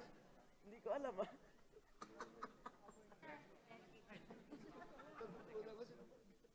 Sino ka inuman mo?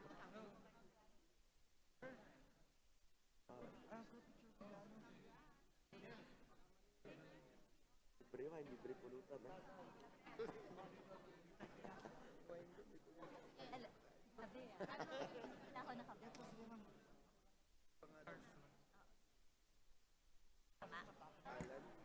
Meron dyan? Meron. Atin natin. Talaga. Coffee. Mag. Tawag dito. Asa. CHR ba? After CHR NEDA.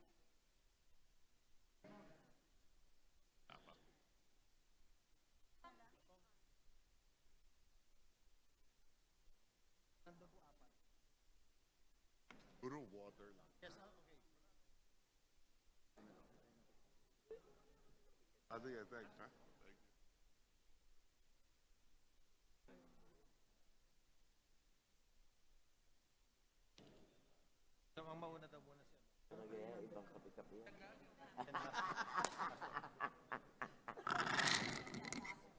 Ako dati, ang dami kong alaga, pero binura ko na lahat yung number. Takot na ako sa asawa ko eh. Wala tayong peace of mind. Ayun, talaga na. Pag nag-inaway tayo, sabi ko, hindi worth it. Sabi ko, ang problema. Kasi ang unang apektado yung mga bata. Mga bata. May mga isip na yung mga anak ko eh. Pag nag-aaway kami.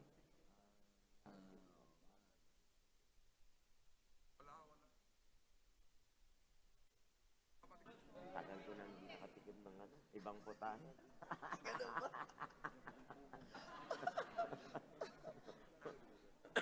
Okay, bumait ka talaga pala.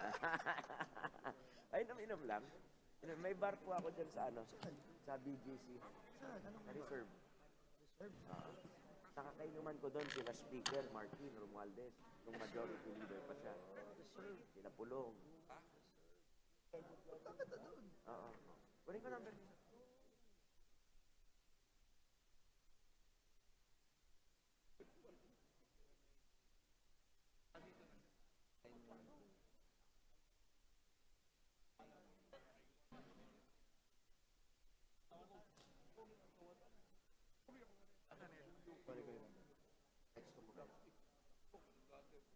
Computer. Tapos mo pang training ng mayor, 9 years. 9 years, undefeated Ay nga pa, Vice Mayor.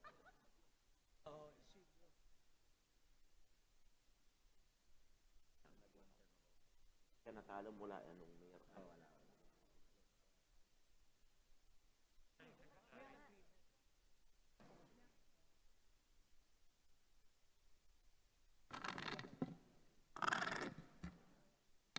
Classmate. On.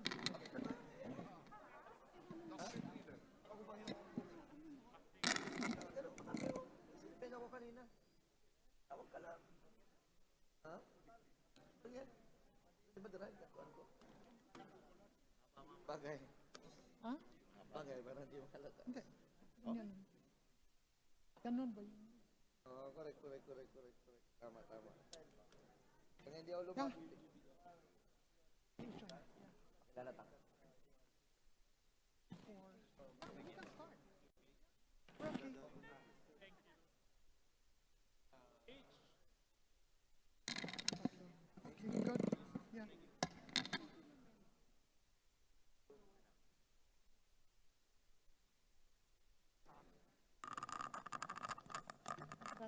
Session is resumed. Majority Leader. Mr. Speaker, I now move that we proceed with the consideration of the proposed budget of the Commission on Human Rights. I so move, Mr. Speaker. Is there any objection? There being none, motion's approved. We will now consider the budget of the Commission on Human Rights. Lim Kai Chong Nagsila. to answer the questions on the proposed budget of the Commission on Human Rights. I so move. Representative Lim Kay Chong is recognized. Yes, Sponsor the Mr. budget of the Speaker. Commission on Human Rights. Okay, Mr. Speaker, my distinguished colleague, it is my honor to sponsor the budget of the Commission on Human Rights and its attached agency, the Human Rights Violations Victims Memorial Commission. Let me start by sharing a quote from Mother Teresa. Human rights are not a privilege conferred by a government. They are every human being's entitlement by virtue of their humanity. Although human rights are protected by our Constitution, the checks and balances we put in place are imperative in keeping the government's accountability in its action or inaction and in fighting impunity and injustice. One of the institutions that keeps our government in check is the Commission on Human Rights. Mr. Speaker, for fiscal year 2023, the Commission on Human Rights has a budget of 846.38 million under the National Expenditure Program. While its attached agency, the HRVVMC's budget is 31.8 million under the NEP.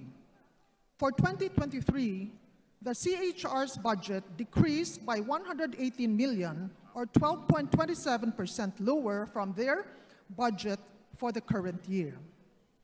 And due to this budget cut, CHR will not be able to support their new enhanced initiatives, including its planned Human Rights Institute and its program on climate change. It will also affect its program on the provision of financial assistance. CHR's personnel services, capital outlay, and MOOE are also affected by the lower appropriation. Major cuts can be seen in their expenses for transportation, communication, promotion work, and new equipment, expenditure items, which all have a direct impact on all the major programs on protection, prevention, promotion, and policy services. The CHR has provided legal aid and counseling to over 4,500 victims and disbursed some 18 million in assistance fund in 2021 and 2022. Granted a larger budget, however, they would be able to expand their work much further. They plan to increase their capacity to investigate human rights violation, widen their work on mental health, and increase the amount for legal and financial aid to victims on human rights abuses. Furthermore, an increased budget will grant them to enhance the chance to put up 2 more regional offices and to rebuild their headquarters.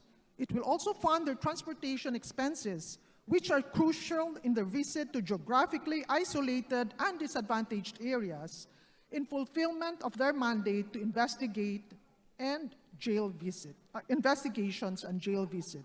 Ultimately, these added funds will help protect more of those who are most in need of defense and support, such as our women, children, the elderly, indigenous people, people with disability, the LGBTQIA+, and other marginalized groups. As for the HRVVMC, this body support will allow them to construct the Freedom Museum, a key element of Republic Act number 10368, or the Human Rights Victims Reparation and Recognition Act. We must implement what is protected by law, as this is the essence of our democracy. It is equally important that the victims that have been recognized by our court and agencies to be given due honor and respect. And we are hopeful that this new administration will stand by its commitment to ensure a high level of accountability for human rights issues and violations in the country. We also reiterate our call for the appointment of new CHR commissioners who possess value of integrity, honesty, and high moral principles.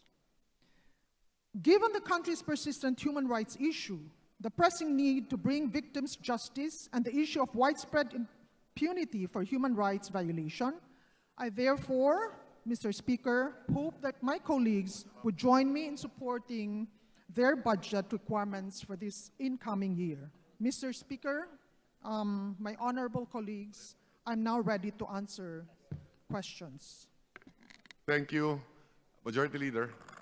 Mr. Speaker, I move that we recognize Representative Arlene D. Brosas of Party List Gabriela to interpret the sponsor. So move. Yes, the Honorable Representative Brosas of Party List Gabriela is recognized. Thank you, Mr. Speaker. Maraming salamat, Mr. Speaker. Mr. Speaker, I would like to manifest my support for an increase in the Commission on Human Rights 2023 budget to at least match that of its 2022 budget. Last year, CHR was allowed a total budget of 964 964,703 million. Ngayon po, nakaltas ang kanilang budget to 846,377,000.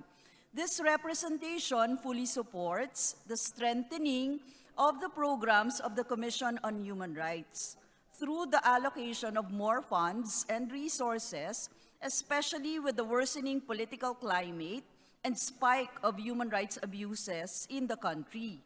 Given that the CHR has many pending programs and continues to strive to improve its services, dapat po pataasin natin ang kanilang budget upang magampanan ang kanilang mandato. Maraming salamat po, Mr. Speaker. Thank you to the sponsor. Thank you very much to the sponsor. Thank you very much, Congresswoman Arlene Brosas, for your support. Majority Leader.